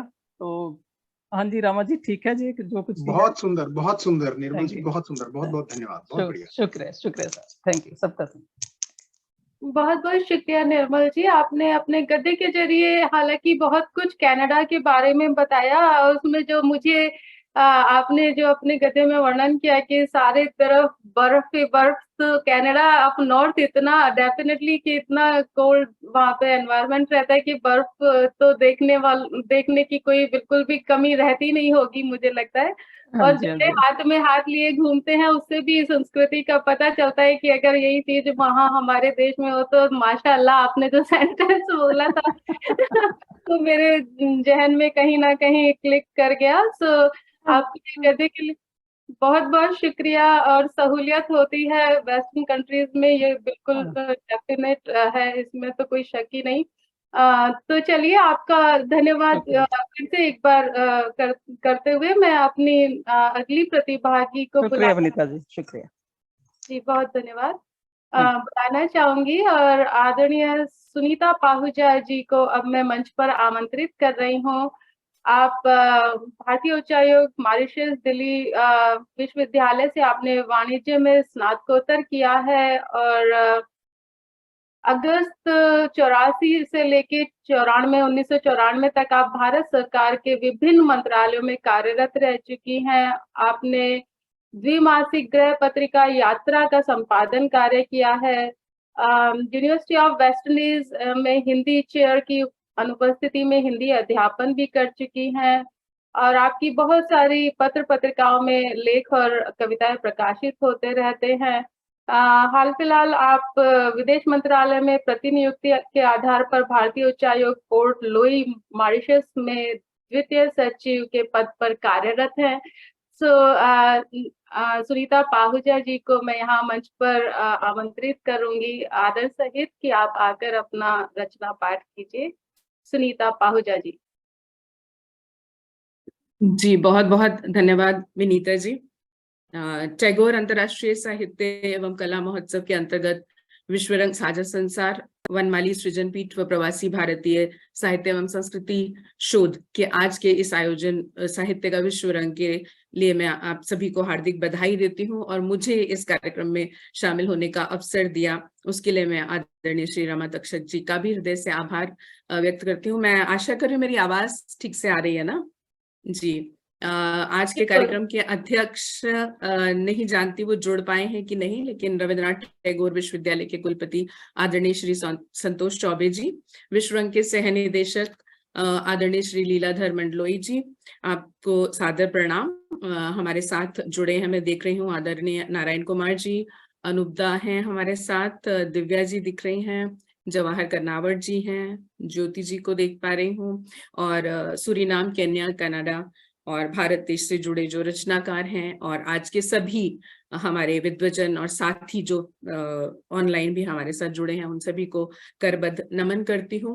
जैसा कि विनीता जी ने बताया, मैं इस समय भारतीय उच्चायुक्त पोर्ट लुइस मॉरिशस में द्वितीय सचिव हिंदी एवं संस्कृति के पद पर कार्यरत हूँ, और जो बातें थोड़ी साझा करना चाहूंगी, कुछ कहीं लिखा हुआ और कुछ जो मन में आ रहा है, जो मैंने इस 2.5 वर्ष की अवधि में जिया, उसे आपके साथ साझा करना चाहूंगी। कोशिश करूंगी जो कुछ इंटरनेट पर उपलब्ध है उसके बारे में बात ना करूं, क्योंकि जो मेरे अपने अनुभव हैं बताना चाहूंगी कि जैसे ही मेरा चयन हुआ मॉरिशस में इस पद के लिए, तो साथ ही साथ कोरोना का भी पदार्पण हो गया, तो उधर से मॉरिशस आने की व्यस्तता थी, और तो बहुत मतलब लंबे समय तक एक अनिश्चितता बनी रही कि जाना है नहीं जाना है, कब जाना है। अंततः 26 अक्टूबर 2020 को रात के 1 बजे हमने मॉरिशस की भूमि पर पांव रखा, और जाते ही हमें 14 दिन के लिए क्वारंटीन होना था होटल पर्स्किल आइलैंड रिजॉर्ट में। बहुत अनिवार्य था ये, और बताया गया कि एक बार कमरे के अंदर जाकर 14 दिन तक बाहर नहीं आ सकते। तो पहले तो थोड़ी घबराहट हुई, लेकिन एक बड़ी राहत ये थी कि हमारे कमरे में जो बालकनी थी, वहां से बहुत ही सुंदर दृश्य दिखाई देता था समुद्र का, और दूर दूर तक चमचमाता साफ नीला पानी, आती जाती लहरें, आसमान, बादल, समुद्र तट, सफेद चमकती रेत, और जगह जगह पर लगे पेड़, वो सौंदर्य जिसके लिए मॉरिशस जाना जाता है। तो ये सब एक बहुत बड़ी राहत थी। तो सबसे पहला जो मौका मिला, मैं इन 14 दिनों में मॉरिशस के बारे में पढ़ने के लिए कुछ पुस्तकें अपने साथ ले गई थी, ताकि 14 दिन आराम से बीते। तो इस दौरान मुझे मौका मिला, या मैं कहूँ कि मेरे ध्यान में आया इतना कुछ देखते हुए, क्वारंटीन के 14 दिन नाम से मैंने एक संस्मरण लिखा, उसके कुछ अंशों के साथ आपके साथ बातचीत आपके साथ साझा करना चाहूंगी। उसके कुछ अंश कोट करती हूँ। सोचकर तो ऐसा लगता था कि 14 दिन एक बंद कमरे में कैसे बीतेंगे, लेकिन राहत के कई कारण थे। सबसे बड़ी बात, मैं अकेली नहीं थी, पतिदेव साथ आए थे। 14 दिन बंदिश के ना होकर ईश्वर की तरफ से जीवन में सुकून के बोनस के रूप में मिले थे। भागती दौड़ती जिंदगी और मॉरिशस आने की तैयारी की व्यस्तता के चलते ऐसे पलों की कभी कल्पना भी नहीं की थी। बालकनी से हर रोज सुबह से रात तक समुद्र को देखने का अपना एक अलग ही आनंद था। दिन के अलग अलग समय पर आसमान का रंग अलग होता, और उसी के हिसाब से समुद्र के पानी का रंग। कभी सूरज के तेज के कारण लहरें सुनहरी दिखाई देती, कभी घने काले बादल छा जाते, तो समुद्र बहुत गंभीरता वाला रंग लिए हो जाता। सुबह सुबह जब सूर्योदय भी नहीं हुआ होता था, तो उससे पहले आसमान साफ और बिल्कुल नीला, आसमानी नीला रंग दिखाई देता था। जब सांझ के समय सूरज ढलता, तो आसमान में छाई लालिमा सारे समुद्र पर अपनी छटा बिखेर देती थी। समुद्र का तट गैलरी से महज 20 मीटर की दूरी होने के कारण समुद्र की लहरों की आवाज लगातार सुनाई देती और मन को आह्लादित करती थी। लहरों की इन कर्णप्रिय छप के अलावा दूर दूर तक पसरा सन्नाटा, जहां एक और निजी जीवन में शांति का अनुभव कराता था, वहीं दूसरे ओर दिल को गहरे तक कचोट भी जाता था। एक और ये सुंदरता थी जो अक्सर हमारे आसपास होती है, मैं कहूंगी ये सुंदरता, लेकिन वो सुकून के पल नहीं होते कि हम बैठें और उसका आनंद लें। लेकिन इस सुंदरता के साथ साथ वो जो कोरोना से जिंदगी थम गई थी, उसकी एक तकलीफ मन को हमेशा कचोटती थी। किनारे पर कितनी ही किश्तियां बंधी पड़ी थी और बस हवा के थपेड़ों से जरा मरा आगे पीछे डोलकर रह जाती थी। हर क्षेत्र की तरह पर्यटन को भी कितना बड़ा झटका लगा था, सोचकर दिल धक से रह जाता। एक बात सोचकर बड़ी हैरत होती है कि बेचैन मन अशांत समुद्र के पास जाकर सुकून कैसे महसूस करता है। ये बड़े राज की बात है। अनकोट करती हूँ।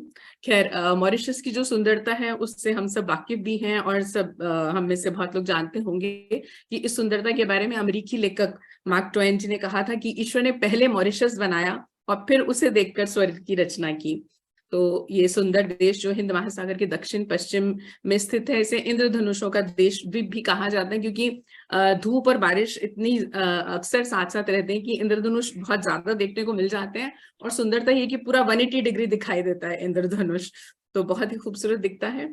और मैं कहूंगी कि इस द्वीप पर जो मैंने प्राकृतिक सौंदर्य के सानिध्य में जो अभी तक के 2.5 वर्ष में बिता चुकी हूँ, शायद वो आजीवन मेरे व्यक्तित्व का हिस्सा बनकर रहेंगे। जिस तरह यहाँ ऊंचे ऊंचे पहाड़ हैं, सुंदर फूलों से लदे पेड़, अत्यंत स्वच्छ हवा है, मतलब प्रदूषण का तो नामो निशान ही नहीं है कि आप चाहें ना चाहें आपको लगता है कि सुबह उठ के एक बार तो सैर को निकल ही जाए।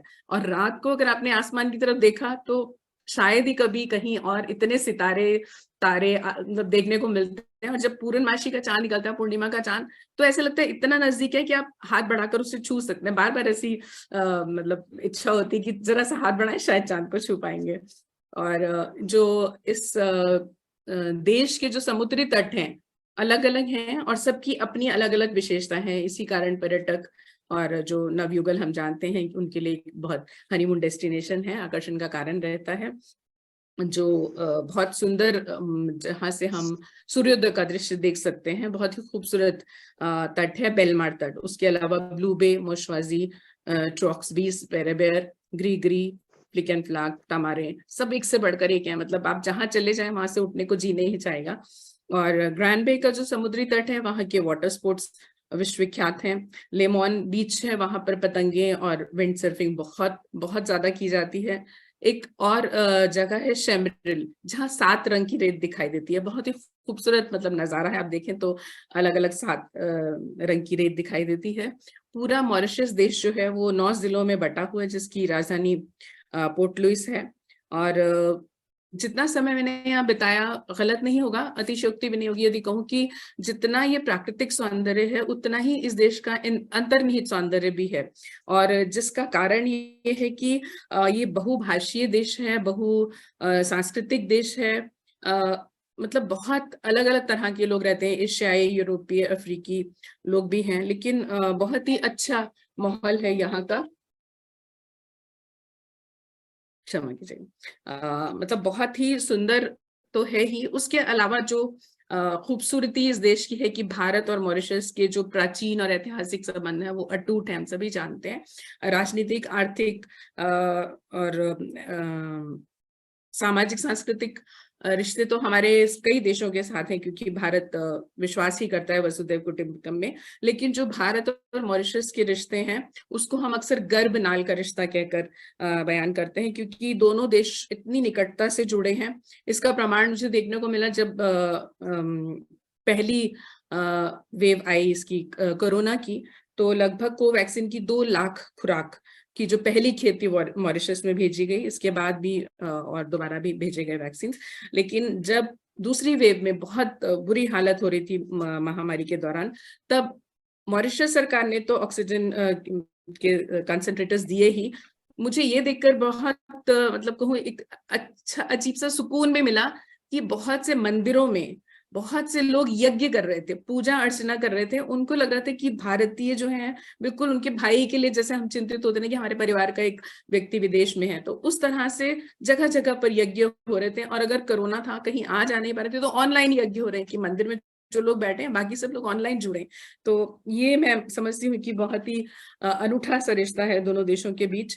आज भी जो वहाँ जनसंख्या है, 50 से अधिक जो है भारतीय मूल के लोग हैं। हम सभी जानते हैं कि ये गिरमिटिया मजदूरों की 4थी 5वीं पीढ़ी है, जिन्हें अंग्रेजों ने भेजा था भारत के कुछ हिस्सों से, पूर्वी उत्तर प्रदेश, बिहार, बंगाल आदि से, और गन्ने के खेतों में काम करने के लिए भेजा था। तो लंबी समुद्री यात्रा करके जब ये लोग पहुंचे, तो जहां ये लोग गए उसका नाम कुली घाट था, और वहां पर 16 सीढ़ियां थी।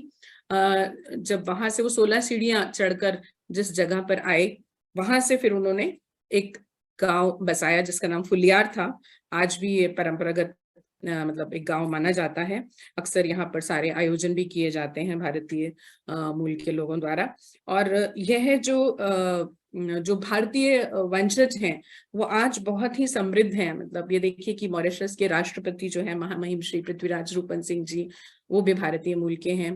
जो प्रधानमंत्री हैं माननीय श्री प्रवीण कुमार जगन्नाथ जी, वे भी भारतीय मूल के हैं। और आज जो वो कुली घाट जहां पर वो लोग आए थे, जहां उन्होंने पदार्पण किया मॉरिशस भूमि पर, आज उसे आप्रवासी घाट नाम से जाना जाता है और यूनेस्को की वर्ल्ड हेरिटेज साइट्स की सूची में इसका नाम शामिल है। और जो आज सुदृढ़ स्थिति है भारतीय वंशजों की, अधिकतर लोग जो है उसका श्रेय महात्मा गांधी जी को देते हैं, क्योंकि 1901 में महात्मा गांधी जी यहाँ आए थे और उन्होंने देखा कि बहुत दयनीय स्थिति में थे भारतीय मूल के लोग। तो उन्होंने उनको ये हिदायत दी कि वो अपने बच्चों को शिक्षा दें, पढ़ाएं। और दूसरी बात, उन्हें कहा कि वे राजनीति में जाने के लिए उन्होंने प्रेरित किया कि आप राजनीति में हिस्सा लें। उसी के बाद गांधी जी जब लौटे भारत तो उन्होंने बैरिस्टर मणिलाल जी को वहां भेजा। बैरिस्टर मणिलाल डॉक्टर जी जब आए तो उन्होंने वहां पर हिंदुस्तानी पत्रिका प्रारंभ की, और मैं समझती हूँ वहीं से हिंदी लेखन और जो कुछ लोगों ने लिखना शुरू किया, लोगों के दिलों के जो जज्बात थे उनको एक अभिव्यक्ति का मौका वहीं से मिला, और वहीं से मैं समझती हूँ हिंदी लेखन भी बहुत बढ़ा। और आज वहाँ के प्रधानमंत्री, राष्ट्रपति और बहुत से लोग बहुत गर्व के साथ हिंदी बोलते हैं। बाजार में तो आप जाएंगे तो आम जन हिंदी बोलेंगे, यहाँ तक कि चीनी दुकानदार भी हिंदी बोलना सीख गए हैं, हिंदी बोलते हैं, भोजपुरी बोलते हैं। तो ऐसा देश है जहाँ संकेतों से काम चलाने की व्यवस्था नहीं है, या डर नहीं लगता है कि कोई आपकी बात सुनेगा, समझेगा। और इसका श्रेय भी बहुत से लोग जो है वो हिंदी फिल्मों को देखते हैं। जो भी अच्छी हिंदी बोलते हैं उनसे पूछा जाए कि आपने हिंदी कहाँ से सीखी, तो वो कहते हैं कि ना तो उन्होंने कभी हिंदी की पढ़ाई की, ना ही कभी भारत गए, लेकिन फिल्में देख देख कर वो हिंदी सीख गए हैं। और हिंदी की बात करें, हिंदी की पढ़ाई की, तो स्कूलों में तो पूर्व प्राथमिक स्तर से हिंदी पढ़ाई ही जाती है। विश्वविद्यालय में लोग पीएचडी भी करते हैं हिंदी में। उसके अलावा एक बैठका नाम से संस्थागत तरीके से हिंदी पढ़ाई जाती है। इसमें हिंदी प्रचारिणी सभा नामक एक संगठन है, आर्य रविविद प्रचारिणी सभा है, आर्य सभा है, ये सब बैठकाएं चलाते हैं जहां पर मतलब कक्षा 6 तक का जो स्तर है उसके पाठ्यक्रम, प्रश्न पत्र वगैरह मॉरिशस में ही बनाए जाते हैं। लेकिन 6ठी पास के बाद जो प्रवेशिका, माध्यमिक स्तर, और उसके बाद एक आता है उत्तमा स्तर। उत्तमा जो है वो हमारे स्नातक, ग्रेजुएशन के बराबर है। इन सब के पाठ्यक्रम, प्रश्न पत्र, परिणाम जो है वो हिंदी साहित्य सम्मेलन इलाहाबाद भारत से द्वारा तैयार किए जाते हैं। इस समय भारत के मॉरिशस के 4 जोन हैं, जिसमें कुल 579 बैठकाएं चलाई जाती हैं, और अध्यापकों की कुल संख्या 711 है। ये सरकार शिक्षा मंत्रालय के साथ पंजीकृत भी है मॉरिशस के, और इन्हें भत्ता भी दिया जाता है। यहाँ पर सायकालीन या सप्ताहांत कक्षाएं लगती हैं। तो हिंदी के अलावा भी देखें तो मॉरिशस में बहुत सी भारतीय भाषाएं पढ़ाई जाती है, उनका प्रचार प्रसार भी किया जाता है। संस्कृत, उर्दू, तमिल, तेलुगु, मराठी, और इसके साथ साथ भारतीय ज्ञान परंपरा, दर्शन, प्रदर्शन कला, इन सब के विशेष विभाग हैं महात्मा गांधी संस्थान में, जो शायद 1976 में जो वहाँ के प्रथम प्रधानमंत्री थे सर शिव सागर राम गुलाम जी, और हमारी पूर्व प्रधानमंत्री श्रीमती इंदिरा गांधी जी के द्वारा वहाँ स्थापित किया गया था। तो महात्मा गांधी संस्थान में ये सभी विभाग हैं, और इसके अलावा रविंद्रनाथ टैगोर संस्थान भी है, जहां फिल्म, मूर्तिकला, इन सब के शिक्षण की विशेष व्यवस्था है। उसके अलावा अगर भाषा की बात करें तो लगभग सभी मॉरिशस वासी 3 भाषाएं तो कम से कम बोल ही लेते हैं, क्योंकि मीडिया हो या संसद हो, वहाँ फ्रेंच और अंग्रेजी का दबदबा है, लेकिन हिंदी, भोजपुरी और जैसे मैंने बताया कि भारतीय अन्य भाषाएं भी वहाँ लोग बोलते हैं। और इन भाषाओं के माध्यम से संस्कृति को उन्होंने बहुत अच्छे से जीवित रखा है। जैसे मैं हिंदी प्रचारिणी सभा की बात करी थी, तो उनका तो मूल वाक्य ही है कि भाषा गई तो संस्कृति गई। तो अनेक अनेक स्वैच्छिक संस्थाएं हैं वहां पर। हम आर्य सभा की बात करें, सनातन धर्म टेम्पल फेडरेशन है, आर्य रविविद प्रचारिणी सभा है, रामायण सेंटर है, गहलोत राजपूत महासभा, मतलब भारत मॉरिशस डिजिटल प्लेटफॉर्म है, ह्यूमन सर्विस ट्रस्ट है, हिंदू हाउस है, कितने नाम लें, बहुत लंबी सूची है, 100 के करीब हैं, और इसमें से कम 60 से भी अधिक जो है वो काफी सक्रिय हैं। तो और इसी तरह जो, क्योंकि संस्कृति और भाषा बहुत पुष्पित पल्लवित हो रही है, तो मैं समझती हूँ जो लेखन भी बैरिस्टर मणिलाल जी के जाने से शुरू हुआ, हिंदुस्तानी पत्रिका शुरू करने से, उसके बाद जो हम कहें कि अगर हिंदी साहित्य, हम सभी जानते हैं कि कितना लेखन होता है हिंदी में भी। मॉरिशस से अभिमन्यु अन्ना जी का नाम लें या रामदेव धुरंधर जी हैं, बहुत लंबी सूची है। मैं कहती हूँ महेश राम जी आवन जी हैं, लालजी गंगादीन जी हैं, धनराज शंभू, पूजा नेमीचंद जी, वीर सेन जागा सिंह जी, और राष्ट्रकवि ब्रजेंद्र कुमार भगत, मंगल भगत जी की बात करें, सोमदत्त बखोरी जी की बात करें, मुनीश्वर चिंतामणि, उदय नारायण गंगू जी हैं, और आजकल तो बहुत से युवा लेखक भी आगे आ रहे हैं। मैं देख रही हूँ कि विश्व हिंदी सचिवालय में हम सभी जानते हैं अंजलि हैं, अंजलि हजगैबी, झमन विशिष्ट हैं, काशीनाथ सोमनाथ हैं, अंशु घरवरन, सुरीति रघुनंदन, बहुत से लोग हैं, सलिल तोपासी हैं। और महिलाओं में नाम ले तो स्थापित लेखिका में श्रीमती कल्पना लाल जी हैं, जिनकी 7-8 पुस्तकें वहां प्रकाशित हो चुकी हैं।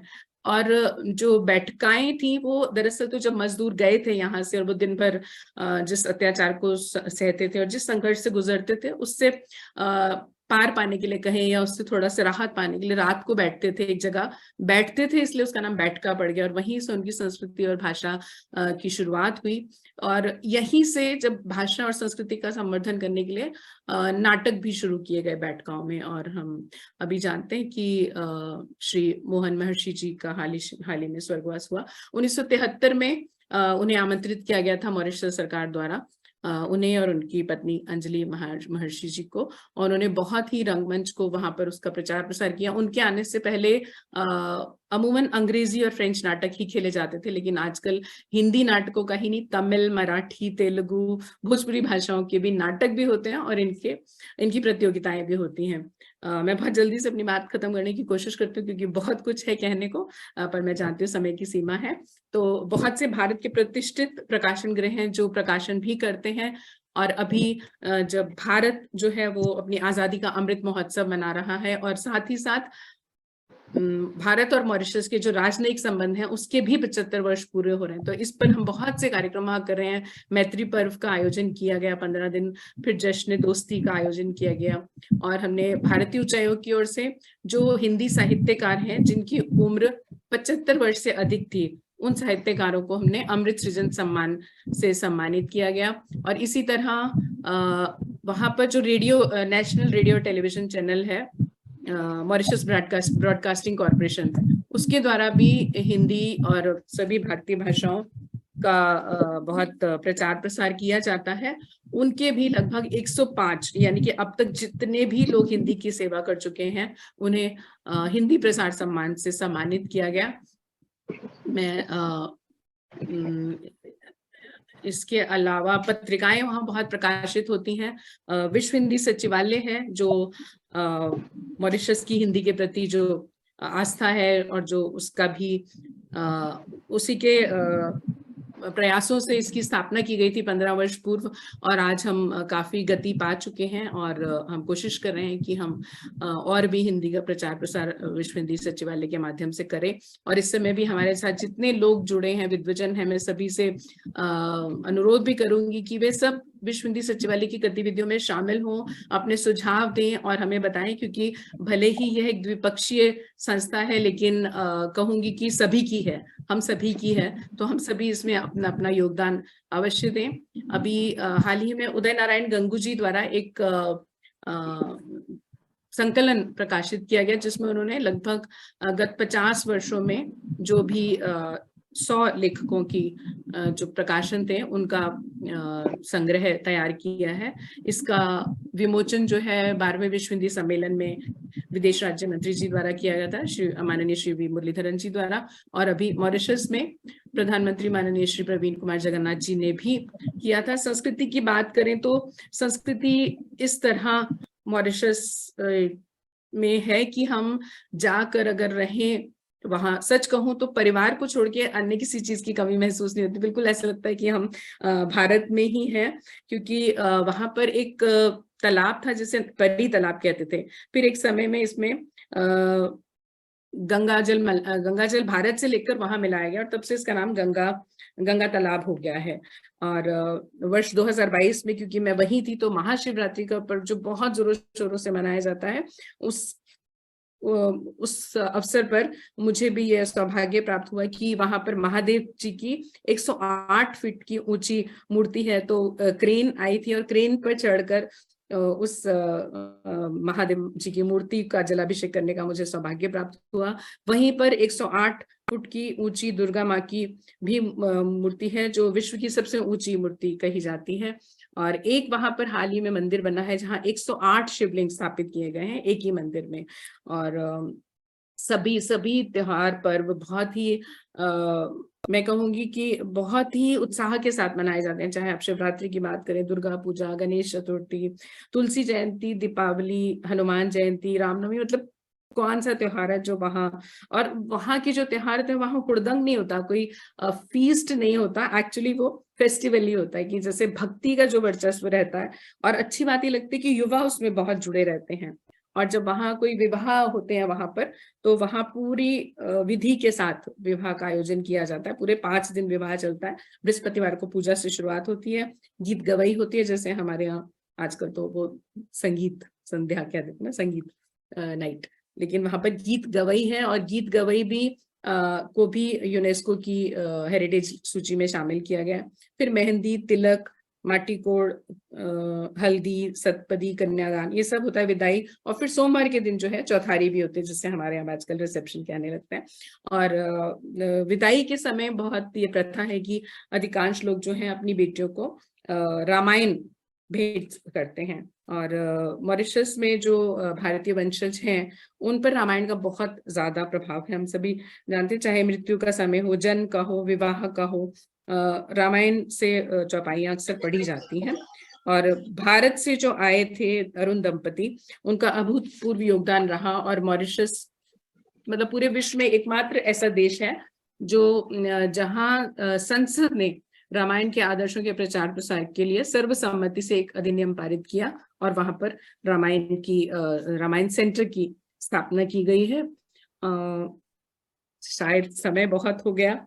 हाँ सुनीता एक जी, और हाँ थोड़ा सा बस देती, एक क्योंकि उनको अगले जो वक्ता है उनको जाना भी है। जी जी जी बस ये बताना चाहूंगी, जो मुझे बहुत आकर्षित किया, 12 फरवरी को एक अश्वमेध यज्ञ प्रारंभ किया गया था, जो सभी 9 जिलों से होते हुए, और फिर जब एक पूर्णाहुति यज्ञ हुआ तो उसमें लगभग 200 लोगों ने उसमें भाग लिया। 200 यज्ञ एक साथ किए गए। और इसी तरह देखें तो मतलब भारत से दूर रहकर भी बिल्कुल भारतीयता, मतलब भारत से दूर है लेकिन भारतीयता का अभाव वहां कहीं नहीं दिखता। बहुत बहुत आभार, आपने मुझे समय दिया इतनी बात कहने का। थोड़ा सा समय ज्यादा लिया, उसके लिए क्षमा प्रार्थी हूँ। बहुत बहुत धन्यवाद। बहुत सुंदर, बहुत सुंदर। बहुत बहुत शुक्रिया सुनीता पाहुजा जी, आपने इतने सुंदर शब्दों में मॉरिशस के बारे में बताया। और वहाँ की प्राकृतिक सुंदरता के अलावा जो भी हिंदी भाषा और अन्य भाषाओं का वहाँ पर जो इतना अच्छा, जो भी समृद्ध है वहाँ पर, और भारतीय मूल के लोग वहाँ पर सरकार में भी हैं उच्च पदों पर, ये बहुत अच्छी जानकारी आपने दी। तो इसके साथ मैं सबसे पहले सभी श्रोताएं जो बहुत अच्छी एक्चुअली टिप्पणी भी दे रहे हैं आप सभी के उस पे वक्तव्यों पर, तो आपका जो भी चांस मिले तो पढ़िएगा सभी। और सबके जुड़ने का बहुत बहुत धन्यवाद देते हुए मैं अपने आखिरी प्रतिभागी को यहाँ पर बुलाना चाहूंगी, जो है अजय कुमार शर्मा जी। इन्होंने हिंदी साहित्य में MA और पत्रकारिता में PG डिप्लोमा किया है। हिंदी में पहली वीडियो समाचार पत्रिका कालचक्र में कार्य कर चुके हैं लंबे समय तक। और वृत्त चित्रों के लिए शोध, संयोजन, पटकथा, निर्देशन सहयोग कर चुके हैं। कुछ समय पाक्षिक पत्रिका समकाल का संपादन भी किया है। पिछले 2 वर्षों से सिनेमा पर लोकप्रिय साप्ताहिक कॉलम बॉलीवुड के अनकहे किस्से ये लिख रहे हैं। तो मैं अजय कुमार शर्मा जी को सादर आमंत्रित करना चाहूंगी कि वो आकर अपना पाठ यहाँ पर करें, अपने रचना पाठ। अजय कुमार शर्मा जी, आप सादर आमंत्रित हैं। धन्यवाद। सभी को नमस्कार। और आप सुन पा रहे हैं मुझे? हाँ जी, बहुत अच्छे से, बहुत अच्छे से। बिल्कुल। अभी एक हमारे सामने एक बिल्कुल दूसरी दुनिया थी जिसको हम महसूस कर रहे थे, जहां हम सब भारतीय संस्कृति और सभ्यता के साथ रह रहे हैं। और जैसे अभी एक सूत्र मिला कि उसका एक बहुत बड़ी कड़ी कहीं ना कहीं सिनेमा है। उन देशों में भारतीय सिनेमा लोकप्रिय है और वो हमारी जो भाषा है हिंदी को बढ़ाने में महत्वपूर्ण भूमिका अदा करता है। तो लगभग मैं सिनेमा पर आपके सामने एक बात कर रहा हूँ, और सिनेमा से कहूँ तो गुलजार पर आज मैं बात करूंगा, गुलजार की सिनेमा पर। तो गुलजार उस तरह के फिल्मकार नहीं है जैसे व्यावसायिक और उस तरह के फिल्मकार होते हैं, वो हमारे साहित्य की दुनिया से आते ही हैं, हम सबके बीच से आते हैं, और हमारा जो संसार है एक शब्दों का और उससे हमारे बीच में रहते हैं। तो उनका सिनेमा इसलिए बिल्कुल अलग है, और इसीलिए मैंने ये विषय चुना जिस पर मैं आप सब लोगों से अपनी बात रखूंगा। तो गुलजार के अगर परिचय की बात करें तो वो इतना बहुआयामी उनका व्यक्तित्व है जो क्या कहूँ मैं, मतलब वो मशहूर शायर तो हैं ही, जैसे हम लोग जानते हैं। वो कविताएं भी लिखते हैं, कहानियां भी लिखते हैं, फिल्मों के यादगार गीत तो रचते ही हैं, अनूठे संवाद और पटकथाएं भी हैं। जब फिल्में निर्देशित करते हैं तो बिमल राय का जो स्कूल है उसको तो आगे बढ़ाते हुए प्रतीत होते ही हैं, बल्कि उसमें उनका जो गुलजारपन है जो हम सब महसूस कर पाते हैं, वो एक बिल्कुल एक मीठा सा भीगा सा जो एक रूमानी हमें वो एक जो प्राप्त होता है उनकी फिल्मों से, उनको हम सब महसूस कर पाते हैं। तो और इतना ही नहीं है कि सिनेमा और ये दूरी है, वो बच्चों के लिए लगातार लिखते हैं, बच्चों के लिए फिल्में बनाते हैं, लगातार सक्रिय रहते हैं। और इतना ज्यादा उनका लिखा है कि मैं अगर यहाँ नाम लेना शुरू करूँ तो बहुत पूरा समय गुजर जाए। और उनके लेखन से हम सब परिचित हैं, वो इतने लोकप्रिय हैं, अपनी जितनी भी साइट्स हैं, किताबें, अमेजन और जितने भी माध्यम हैं उन पर लगातार सक्रिय रहते हैं। लगभग 90 वर्ष के होने वाले हैं लेकिन अभी भी लगातार सक्रिय हैं। अभी पिछले दिनों साहित्य अकादमी ने शिमला में एक विश्व साहित्य समारोह अनुमेशा करके किया था, वहां पर भी उपस्थित थे पूरी ऊर्जा और सक्रियता के साथ। तो उनकी कहानी, कविताएं और वो तो सब है ही, लेकिन अगर हम सिनेमा पर मैं जो बात कर रहा हूँ तो मैं आपको बताना चाहूँ कि उनकी शुरुआत होती है गीतकार और संवाद लेखक के रूप में, और वो धीरे धीरे कैसे परिष्कृत होती है। वो बिमल राय के साथ 1963 में शुरू करते हैं, उनके सहायक निर्देशक बनते हैं। उससे पहले वो उस घटना को सब जानते हैं कि वो एक गैराज में काम करते थे, किसी तरह परिचय हुआ और वो एक गाना एक जो अधूरा रह गया था वंदिनी का जो लिखाना चाहते थे, तो उन्होंने वो गाना लिखा, मोरा गोरा रंग ले ले मुझे श्याम रंग दे दे। तो वो जो यात्रा शुरू होती है और वो फिर उस सिनेमा के रंग में ऐसे रंगते हैं कि आज हम सब उससे सरोवर हैं उनके रंगों से।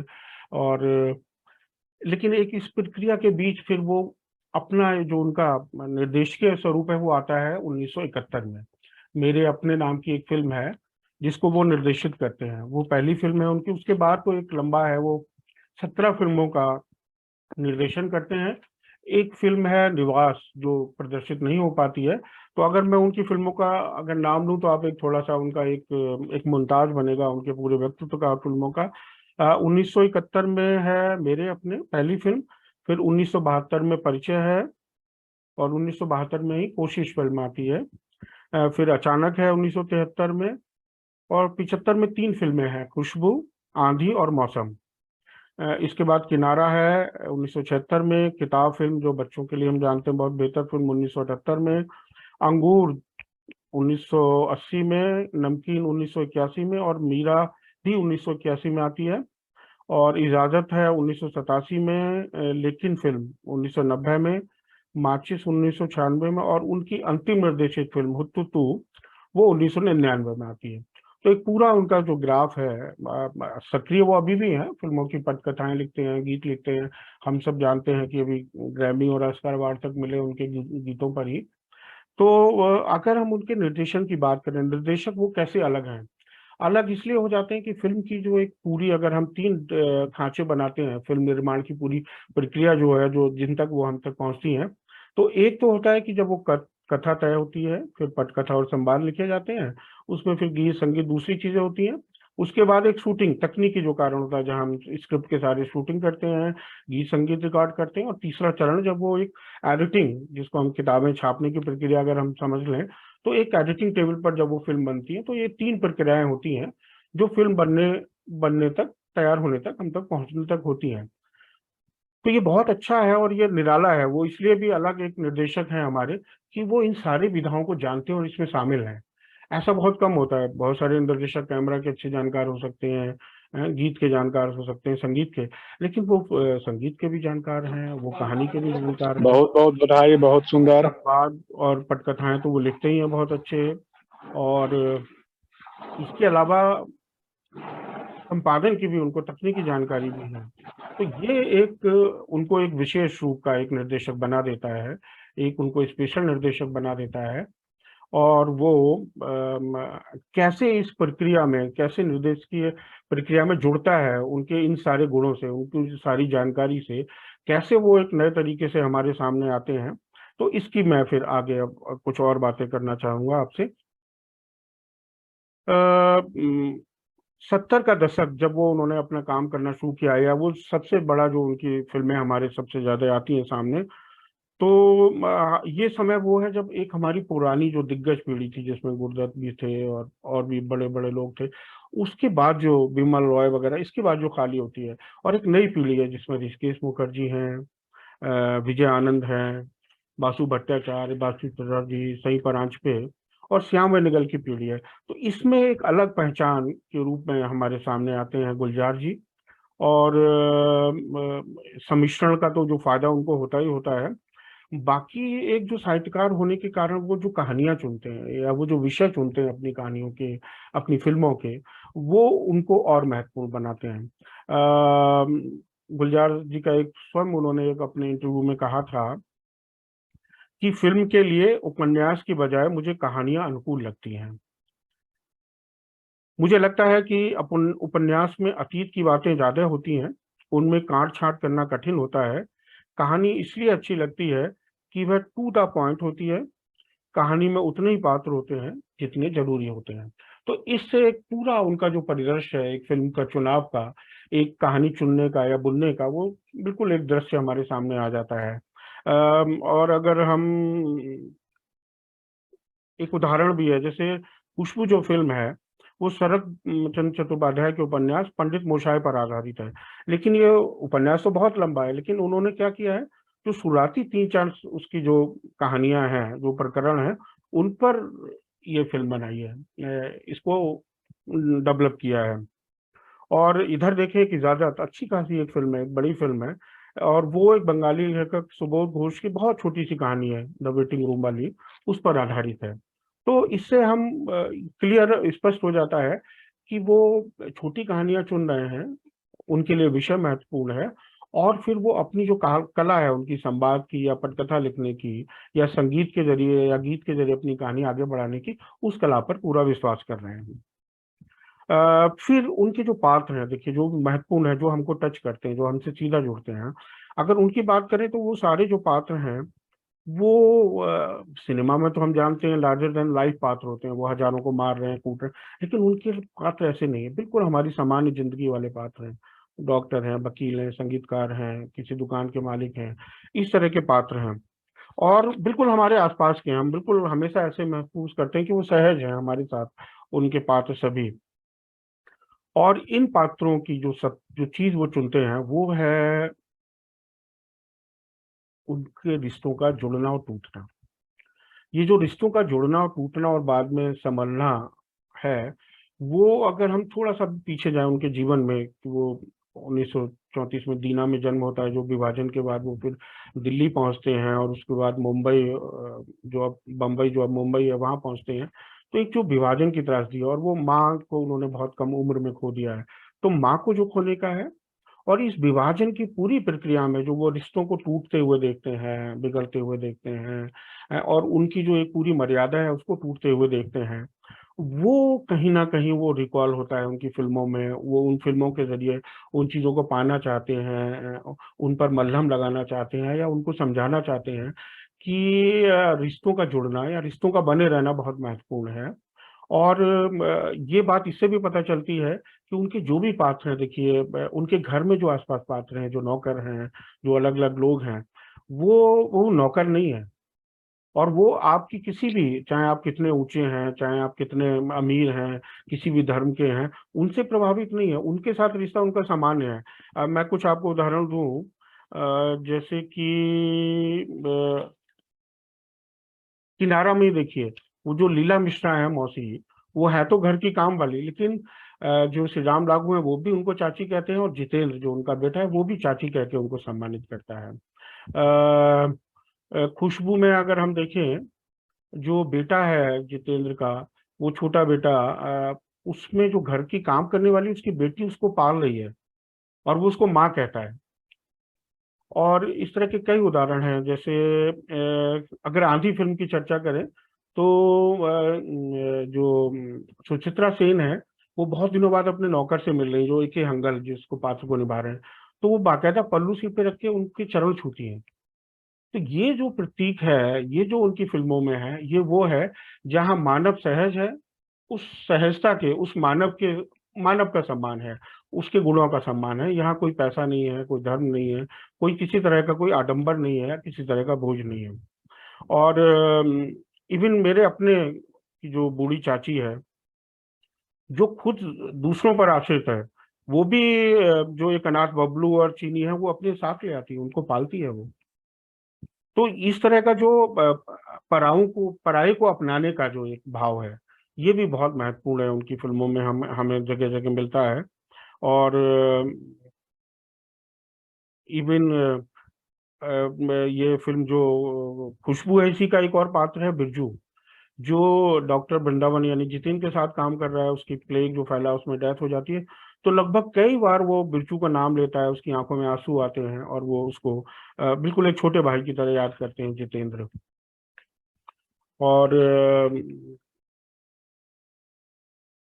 कोशिश फिल्म में संजीव कुमार उसके एम्प्लॉय हैं, लेकिन उसका मालिक पूरा सम्मान करता है और अंत में अपनी बेटी की शादी भी उसके बेटे से करना चाहता है। तो ये जो एक पात्रों की जो क्या कहना चाहिए, जो एक समरूपता है, ये उनकी फिल्मों को बहुत महत्वपूर्ण बना देता है। और खासतौर पर ऐसे समय में जब हम फिल्मों में एक अलग पूरी दूसरे दुनिया, अविश्वसनीय दुनिया देखते हैं जहां हम भरोसा नहीं कर पाते हैं हम।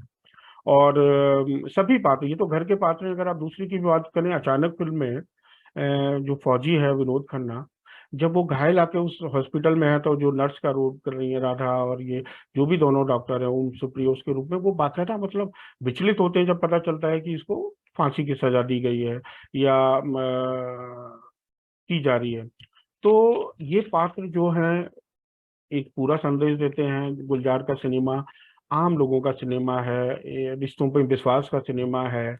और एक बात अगर और हम कहें, इसको और बढ़ा के कहें, तो उनकी सारी फिल्मों में एक नई जिंदगी शुरू करने की तीव्र आकांक्षा है। वो तीव्र आकांक्षा जो मुझे लगता है कहीं ना कहीं विभाजन की जो लोगों ने झेला है, और उनके अंदर वो जो एक इच्छा बनती है, उससे बन के आती है। और ये वो लगातार ध्यान रखते हैं, जब वो अपनी भी कहानी लिख रहे हैं, वो अपनी भी किसी कहानी पर फिल्म बना रहे हैं या दूसरों की कहानी पर भी फिल्म बना रहे हैं, तो वो नई जिंदगी की तलाश नहीं छोड़ते। एक नव जीवन की तलाश उनकी सिनेमा में हमेशा बनी रहती है। और इसीलिए शायद वो अतीत में भी लौटते हैं बार बार। उनकी फिल्मों में बहुत अतीत है, फ्लैशबैक जिसको कहते हैं सिनेमा की भाषा में। वो लगातार एक फ्लैशबैक से अपने सिनेमा में और अपने अतीत में जाते हैं। और उन्होंने कहीं लिखा भी है, कहीं क्या, मुझे लगता है जो मीरा फिल्म की उन्होंने स्क्रिप्ट लिखी थी, उसकी शुरुआत में ही उन्होंने लिखा है कि अतीत शायद सभी को मोहता है, पीछे का ये सफर जैसे जैसे आदमी का कद ऊंचा होता जाता है, क्षितिज की रेखा और दूर होती जाती है और नजर की हदें फैलती जाती हैं। तो अतीत में उनका जो लौटना है, वो लौटना जो है वो नई जिंदगी की तलाश है। वो अपनी सारी कहानियों में, अपनी सारी फिल्मों में इस चीज का ध्यान रखते हैं। अब अगर हम बात करें तकनीकी पक्ष की, ये सिनेमा, कहानी, कविता और पटकथा और संवाद, और यहाँ मैं बता दूं, देखिए पटकथा संवाद तो उनका इतना महत्वपूर्ण है कि वो उन्होंने अपनी फिल्मों की नहीं लिखी है समीक्षाएं। हम सब जानते हैं ऋषिकेश मुखर्जी की जितनी चर्चित बड़ी फिल्में हैं, आनंद है, गुड्डी है, बावर्ची है, नमक हराम, चुपके चुपके, सबके पटकथा संवाद गुलजार जी लिखते हैं। और बाकी फिल्मों के भी लिखते हैं, लास्ट तक, मतलब साथिया फिल्म आती है तब तक लिखते हैं। और उनके लिए आपको भी जो है, देखिए 2 राष्ट्रीय पुरस्कार हैं उनको। 20 फिल्मों के वो संवाद और पटकथा लिखते हैं, जिसमें उनको 2 राष्ट्रीय पुरस्कार हैं और 5 फिल्म फेयर पुरस्कार हैं। तो इससे उनकी जो सत्ता है पटकथा और संवाद की, वो हम महसूस कर सकते हैं। और दूसरा जो उनका सबसे बड़ा स्वरूप है, जब यहाँ बात चली, मैं बता दूं, एक गीतकार के रूप में, तो गीतकार के रूप में भी आप देखिए वो 2 बार राष्ट्रीय पुरस्कार मिलता है उनको, इजाजत फिल्म के लिए और लेकिन के लिए, और फिल्म फेयर पुरस्कार है 9 बार। तो यानी कि अपने आप में मतलब एक किसी व्यक्ति द्वारा इतनी विविधाओं में श्रेष्ठ निर्देशक का पुरस्कार उनको मिलता है, पटकथा संबद्ध गीतकार के अलावा डॉक्यूमेंट्री जो एक दूसरी विधा है जहाँ उसमें वो जाते हैं, या मिर्जा गालिब जैसा बड़ा सीरियल बनाते हैं, तो वो भी देखिए, मतलब वो कोई भी संचार का अगर कोई भी चीज चुन रहे हैं तो उसमें हमारे लोग हैं, हमारे जिनको हम समझ रहे हैं, जानते हैं, जिनसे हम अपनी बात ज्यादा लोगों तक पहुंचा सकते हैं, वो बन रहे हैं। वो पंडित रविशंकर या गीतकारों संगीतकारों पर डॉक्यूमेंट्री फिल्में बनाती हैं और पुरस्कृत होते हैं। तो अब बात आती है कि कई बार ये लगता है कि वो शायर हैं और उनकी छवि एक बहुत रूमानी और उसका फिल्मों की बनती है, लेकिन ऐसा नहीं है। अगर हम मेरे अपने उनकी पहली फिल्म देखें तो ये लगभग वो है 70 का समय है, जब नौजवान बिल्कुल एक तरीके से विचलित है, राजनीतिक रूप से पूरा एक उठापटक है, बेरोजगारी की स्थिति है। तो वो देखिए किस तरह के गाने हैं उसमें, एक नेता है और कैसा ये विरोध कर रहे हैं। वो जो प्रसिद्ध गाना भी है एक, है ना, कि वो आए, और आंधी आंधी तो एक पूरा एक बड़ा सटायर है जो हमारी पूरी राजनीतिक नेताओं, पार्टी बदलने या चुनाव प्रक्रिया पर एक पूरा एक सोचने पर मजबूर भी करती है, और गाने हैं उसके फेमस।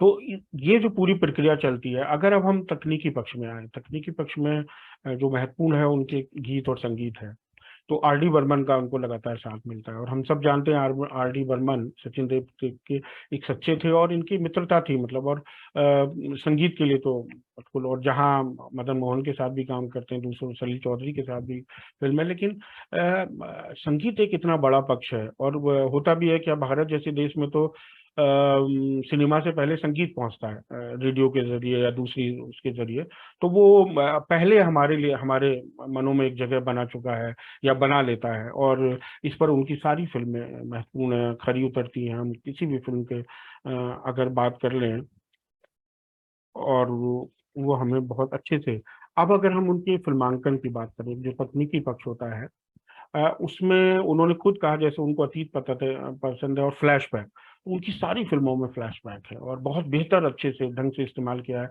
वो मोन्ताज बनाते हैं बहुत सारे चित्रों का अपनी बात को आगे बढ़ाने के लिए। ये भी एक फिल्म की एक तकनीकी शब्दावली है, और उसमें हम सब अब समझ भी चुके हैं कि वो किस तरह से मोन्ताज होता है। और फ्लैशबैक पर उन्होंने बहुत अच्छी बात कही है, उसी मीरा में उन्होंने खुद लिखा है, अतीत मेरे लिए हमेशा ही बहुत रहस्यमय रहा है। अब तक की बनाई तमाम फिल्मों में मैं ये अंग बहुत उभर कर सामने आया है। यहाँ तक कि मुझे खुद भी यह महसूस होने लगा है कि बगैर फ्लैशबैक के शायद मैं फिल्म बना नहीं सकता। अब तक की बनाई तमाम फिल्मों में फ्लैशबैक एक जरूरी अंग रहा है। अचानक में ये सबसे ज्यादा था, और ये है मीरा में सबसे कम। मीरा जो फिल्म उन्होंने बनाई थी, और वो मीरा में कम क्यों, इसलिए वो कहते हैं कि वो पूरी कहानी खुद एक फ्लैशबैक है, क्योंकि मैंने एक अतीत को नए तरीके से रचा था, तो वो खुद ही एक फ्लैश है। तो ये उनके बहुत सारे पक्ष थे उनकी फिल्मों में। अगर और कोई एक छोटी सी कला, अगर एक शायर और कवि के रूप में माने, एक फिल्म का फिल्मांकन के समय प्रतीकात्मक चीजों का हम इस्तेमाल करते हैं, जो शायरी में और दूसरी जगहों में तो होती है, बट फिल्मों में भी होता है कि बहुत सारी समय तक हम जैसे प्यार के लिए 2 फूलों का मिलाना जैसी इस तरह की जो चीजें करते रहे, उनमें वो नहीं है, लेकिन दूसरे तरीके से बड़ी चीजें आती हैं। फिल्म है किनारा, और किनारा में जो उसका हेमा मालिनी के जो मित्र हैं वो हैं धर्मेंद्र। वो डांस कर रही हैं, उसी समय एक एक्सीडेंट में जितेश के साथ उनकी मृत्यु होती है। तो क्या है, स्टेज पर उनके घुंघरुओं से एक घुंघरू निकलकर स्टेज पर गिरता है और वो फ्रीज हो जाता है। तो घुंघरू गिरना एक किसी सत्ता में, एक किसी संचार में, एक जीवन में कोई चीज है, अचानक वो कटकर अलग हो गई है और स्थिर हो गई है। तो इस तरह की प्रतीकात्मक बहुत सारी चीजें हम उनके सिनेमा में देख पाते हैं। और दूसरा सबसे एक जो असल में क्या है कि अजय जी थोड़ा समय का ध्यान रखें। बस ये लास्ट है, मैं अंतिम चरण में ही हूँ। और मैं ये बता रहा था कि उन पर काफी कुछ लिखा गया है। इस बीच में एक विजय पाडलकर जी की किताब आई है, मराठी में है लेकिन हिंदी में उसका अनुवाद उपलब्ध है, और अशोक भौमिक जी की भी एक किताब है। तो जब हम इनको पढ़ते हैं, हम सब देख रहे होते, लेकिन फिर हम बहुत सारी चीजें चिन्हित कर पाते हैं। मैं उन जो श्रोता या जो दर्शक हमसे जुड़े हैं उन सब के लिए भी ये कहना चाहता हूँ कि अगर और विस्तार से जानना चाहें, क्योंकि एक बार रुचि होती है तो यहाँ तक पहुंचा जा सकता है। मैं एक बात लास्ट में कह रहा हूँ कि जैसे कई बार होता है ना कि हम कहते हैं किताब का मुख पृष्ठ या किताब का एक वो शुरुआत में होती है जिससे हम अंदाज लग जाता है कि माल कैसा होगा, पैकिंग। तो एक बड़ी विशेषता उनकी फिल्मों की शुरुआत है। उनके शुरुआती दृश्य भी फिल्मों का एक बड़ा एक नजरिया या एक समझ हमारे सामने रख देते हैं। जैसे लेकिन का जो प्रारंभिक दृश्य उनकी फिल्म है, उसमें एक जीप का जाना है और पूरा रेगिस्तान विस्तार है। मतलब आप स्क्रीन पर एक पूरा पूरा मरुस्थल का विस्तार देखते हैं जो एक एकाकी जीवन और एक नए जीवन की तलाश को दिखाता है। या मौसम फिल्म है, उसमें हरी भरी वादियों से एक कार का जाना है और वो सफेद रंग की है, वो अलग प्रतीत होती है। किताब जो बच्चों के लिए उनकी फिल्म है और महत्वपूर्ण है, उसमें रेलगाड़ी में बच्चा भाग के जा रहा है और वो जो छुक छुक के साथ जो है उसके साथ एक गाना गा रहा है, भाग चला भाग चला भाग चला भाग चला, किधर चला किधर चला किधर चला। तो ये जो जोड़ने की है एक, और हम समझ जाते हैं कि वो घर से भाग रहा है और क्यों भाग रहा है। अब कहानी शायद हमें पूरी पता चलेगी रोचकता के साथ। कोशिश फिल्म में क्योंकि मूक बधिर और उन पर थी, तो हम जानते हैं कि शुरुआत में 2 हाथ आते हैं और वो साइन जो लैंग्वेज है उसको प्रतीक करते हैं। तो हम समझ जाते हैं कि हम एक किसी दूसरी दुनिया में जाने हैं जहाँ इस तरह की भाषा होगी जिसको हमें समझना होगा। तो बातें बहुत सी हैं, उनका इतना बड़ा व्यक्तित्व है, उनकी फिल्मों की बहुत बड़ी दुनिया है, हम बात कर सकते हैं, लेकिन मैं यही समाप्त करता हूँ। बहुत धन्यवाद देता हूँ संतोष जी का जो विश्वम के निदेशक हैं, आदरणीय मंडलोई जी जो सह निदेशक हैं, और रामा जी आप तक्षक जी जिन्होंने मुझे इस पूरे संसार से जोड़ा और एक अपनी बात तो कह ही पाए, हम दूसरों की बात भी सुन पाए। बहुत शुभकामनाएं और बहुत धन्यवाद। नमस्कार। बहुत सुंदर अजय जी। आपको फिर जोड़ेंगे, आपसे बहुत कुछ सीखना बहुत सुनना है। जी, शुक्रिया। बहुत बहुत शुक्रिया अजय शर्मा जी, आपने गुलजार जी के बारे में ढेर सारी जानकारी दी। एक्चुअली बस मैं ये यहाँ एक टिप्पणी पढ़ देती हूँ जिसमें इसका सार आ जाता है कि गुलजार जी स्वयं में एक आंधी है। माधवी जैन जी ने लिखा है कि जिनके गीत संगीत संवाद के माध्यम से वो हमारे दुखों को उड़ा ले जाते हैं। सो ये बहुत ही सुंदर टिप्पणी उन्होंने की है आपके इस पर। तो अब मैं मंच रामा तक्षक जी को सौंपना चाहूंगी। उससे पहले मैं सभी श्रोताओं का जो यहाँ 1.5 घंटे से जुड़े हुए हैं एक बार नाम ले दूं जल्दी से, तो शायद अच्छा लगेगा। इसमें हमारे साथ मनीष पांडे जी जुड़े हैं, नारायण कुमार जी जुड़े हैं, माधवी जैन जी जुड़ी हैं, बलराम अग्रवाल जी, दीपा पांडे जी और लीलाधर मंडलोई जी तो है ही। रजनी भार्गव जी के नाम पे कौन जुड़ा है ये आप सब पहचान ही रहे हैं। हर्षा जी जुड़ी हैं, संभव जोशी जी, गीता नामदेव जी, मित्रा शर्मा जी, सोनू कुमार जी, जवाहर कर्नावट जी जुड़े हैं, बहुत बहुत शुक्रिया। गीता चौबे जी, सैमसंग से कोई जुड़ा है, आकांक्षा, डॉक्टर बीना शर्मा, वीवो 2207, गीता नामदेव, संभव आई थिंक ये सेम ही मैं पढ़ रही हूँ क्या, अर्चना जी, धीरज जी और नीलम शर्मा जी, संजय सिंह जी, ज्योति सिंह जी, जयाश्री जी, आशा राठौड़ जी, आप सभी का बहुत बहुत शुक्रिया। आप सभी के जुड़ने का, जो पिछले 1.5 घंटे से हमारा कार्यक्रम देख रहे हैं, सुन रहे हैं। तो अब मैं मित्रा शर्मा जी, मैंने किसी का नाम अगर गलती से जो छोड़ दिया हो तो मुझे माफ कीजिएगा, क्योंकि ये स्क्रीन कभी इधर कभी उधर हो रही है।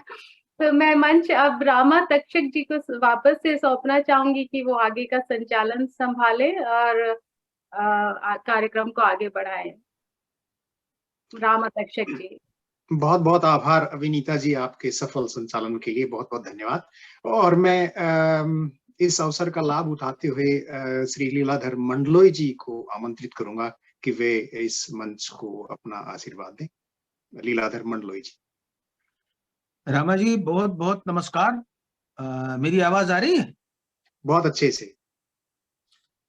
और विनीता जी और सभी साथियों का मैं बहुत हार्दिक अभिनंदन करता हूं। और खास बात यह है कि ये जो साहित्य का विश्वरंग है और रामा जी का जो कमाल है वो इस बात में है कि हम जिस दुनिया को नहीं जानते हैं उस दुनिया के इतने अद्भुत वृतांत वो हमें सुनाते हैं कि हमारे सामने हमारा जो अलक्षित संसार है, या जो हमारी अलक्षित कामनाएं हैं, या जो हम जीवन में जो देखना, सुनना, जानना चाहते हैं, लेकिन उसके लिए कोई मंच कभी हुआ नहीं करता था। ये मंच मूलतः इस बात की अभिव्यक्ति का लगता है कि लोग अपने आप को एक रचनाकार के रूप में यहाँ प्रस्तुत कर रहे हैं, और उनका एक रास्ता साहित्य में बन रहा है, और ये अपने आप में बहुत बड़ी बात है। आज श्रीमती सरिता शर्मा जी थी नैरोबी से, उन्होंने एक तरह से नैरोबी या अफ्रीका या केन्या का जो वृतांत प्रस्तुत किया, उसमें बहुत सारी बारीक चीजें थी जो वहां के समाज के बारे में बताती, जैसे लड़की होने पर सबसे ज्यादा खुशी मनाई जाती है, तो यह दहेज लड़की को मिलता है, और 42 किस्म के आदिवासी हैं, वन्य जीवन है, प्रवासी पक्षी है, और उनके विवरण हमको इस वृतांत में मिलते हैं। तो महत्वपूर्ण ये है कि आप अपनी किसी भी रचना से पूरी दुनिया को जो बताते हैं या उनसे जो संप्रेषित करते हैं, उसमें नया क्या होता है। इस मंच में हर बार नई चीज देखने को आती है। जैसे सूरीनाम की लैला हरद्वार सिंह ने अपने देश का जो वर्णन किया, वो उस इतिहास से जोड़ती हैं कि वहां पर 34,000 गिरमिटिया पहुंचे थे, और अभी भी आर्थिक रूप से बहुत समृद्ध नहीं होने के बाद भी वहां पर इस बात की जिजीविषा बची हुई है कि कम पैसे में ही सही हम लोग अपनी एक दुनिया आबाद बनाए रखते हैं और खुशी के साथ जीते हैं। ये बड़ी बात है। निर्मला जायसवाल जी ने भी, जो कनाडा से हैं, अपनी कहानी सुनाई। उस कहानी में जो प्रवासी लोग हैं और उनका जो जीवन है, या वो जिस जीवन को देख रहे हैं, उसका हमें एक सुंदर झलक मिलती है, और इसके अलावा देश का वो वर्णन भी मिलता है। तो ये बात बहुत अद्भुत है। और जैसे सुमिता पाहूजा जी ने क्वारंटीन होने में जो 14 दिन थे उसको एक होटल में बंद होकर कैसे बिताया, और उन्होंने खिड़की से जो 14 दिन समुद्र देखा, उसमें सबसे महत्वपूर्ण बात जो मुझे दिखाई दी वो ये थी कि उनका रंग बोध कितना गहरा था। वे तमाम रंगों को देख रही थी, वे रेत को 7 रंगों में देख रही थी, और इसके साथ समुद्र का जो ध्वनि सौंदर्य था वो भी उनके लिखने में आया। तो ये बिल्कुल अलग तरह से बनती हुई एक भाषा है, वो भाषा में वर्णन है। अजय कुमार शर्मा जी ने गुलजार पर बताया, ये कहने की जरूरत नहीं कि जितनी बारीक समझ गुलजार के सिनेमा की उनके पास है, तो उसके हिसाब से उन्होंने गुलजार की सारे पक्षों के बारे में जो हमें एक तरह से जानकारी दी, वो दरअसल बहुत दुर्लभ किस्म की जानकारी है, जिसमें आप तकनीक से लेके, गीत से लेके, संगीत से लेके, डायरेक्शन से लेके, पटकथा से लेकर, उन तमाम जगह पर जिस तरह का एक सौंदर्य बोध होता है, जिस तरह से एक आपका किसी भी फिल्म को बनाने का एक जो तरीका होता है, उसकी जो प्रविधि होती है, उन सब के बारे में उन्होंने बताया, और कुछ फिल्मों के वृतांत भी बताए। तो वो एक बहुत अच्छा मैं कहूँगा कि वाचिक आलेख था, और उसमें गुलजार कम से कम उस दुनिया में एक नए ढंग से जाते हैं। अंत में मैं ये कहूँगा कि ये जो मंच है, उसके साथ साझा संसार का भी जो मंच है, दरअसल क्या है कि ये एक ऐसा मंच है जिसमें जिनको हम कभी मिलते नहीं है, जिनको कभी जानते नहीं है, जिनके बारे में शायद सिर्फ सुना है या शायद सिर्फ पढ़ा है, तो उनके बीच में ये मंच एक पुल बनाता है। और ये जो पुल बनाने की जो पूरी प्रक्रिया है, उसमें रामा जी इस बात का ख्याल रखते हैं कि यहाँ पर प्रेम का एक वातावरण बने।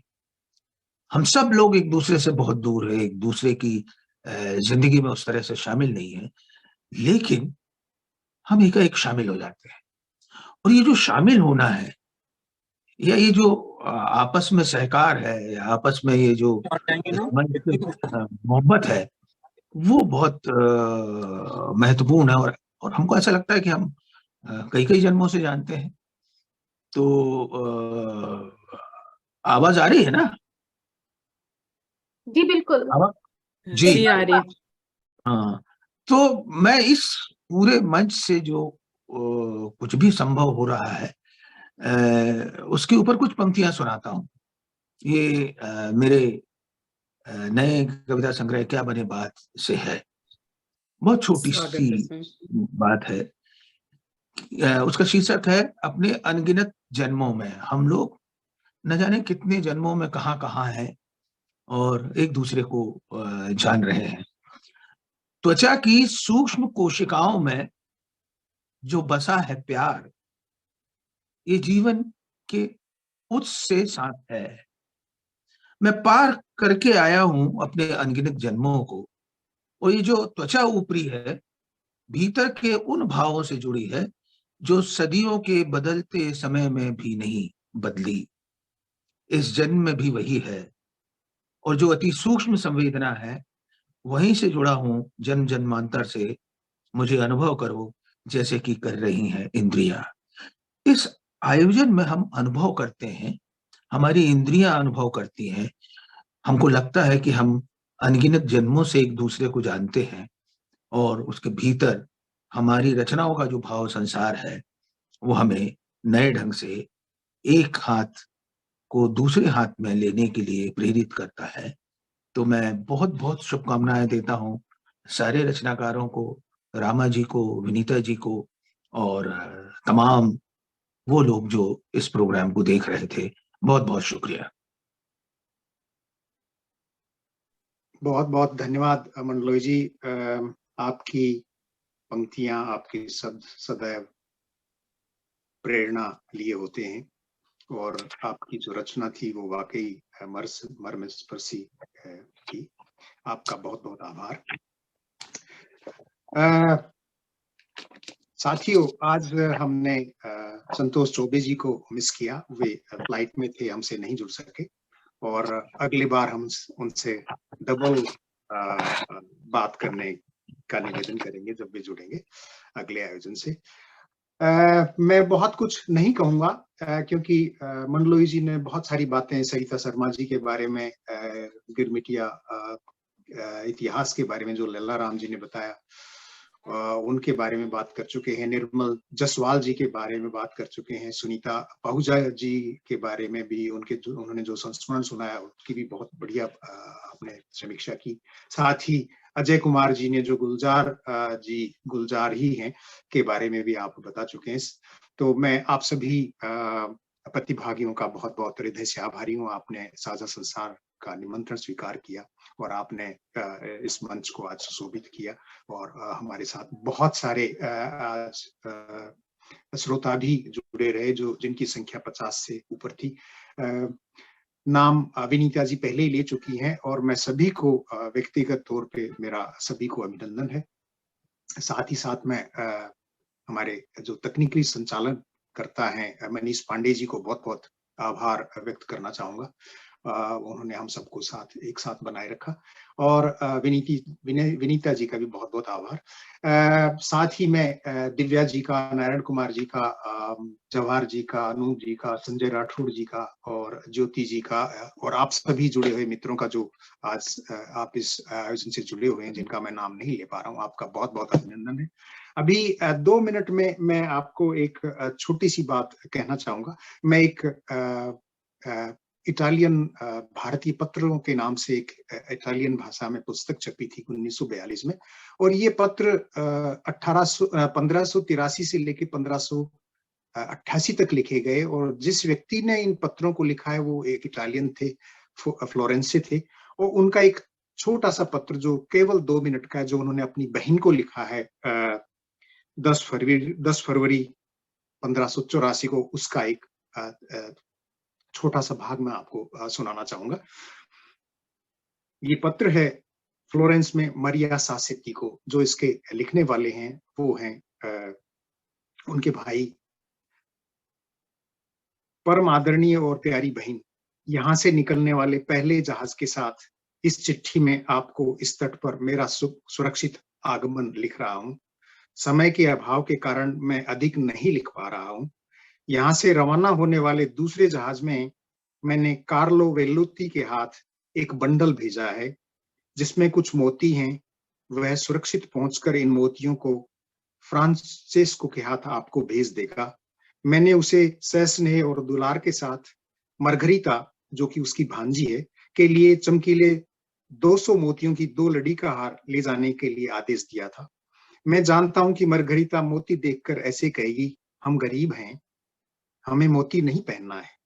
मैंने कार्लो को कहा है कि यदि ऐसा कुछ सुनने को मिले तो कहना, एक माला की कीमत बहुत कम होती है और हर कोई इसे पहन सकता है। मरघरीता को इन मोतियों के हार को चर्च में पहनकर भी जाने देना, क्योंकि मैं उसे उपहार स्वरूप दे रहा हूं, ताकि वह जब कभी चर्च में जाए तो पादरी को अपने मामा के बारे में भी बताए। भाभी को भी निश्चय उसी तरह का हार भेज रहा हूं। वह इस समय गरीब है। आशा है वह इस उपहार को सद्भावना पूर्वक स्वीकार करेगी, क्योंकि फिलहाल मेरे पास उनके लिए भेजने के लिए कुछ और नहीं है। मैं हमारे भाई फ्रांसेस्को के लिए सुगंधित वस्तु का एक बंडल भेज रहा हूं। यह आपके और कुछ अन्य लोगों के बीच साझा करने के लिए है। आप अपना हिस्सा अवश्य प्राप्त करना और उन्हें घरेलू उपयोग के लिए रख लेना। यह कुछ और नहीं बल्कि संदूक में लिनन और वून के वस्त्रों के बीच भी रखने के लिए है। वे आपके वस्त्रों में अच्छी महक देंगे। मैं रोबर्टो को इस यादगार के सिवा और कुछ नहीं भेज रहा हूं। वह एक अच्छा बेटा है। ये रोबर्टो उनका भांजा है।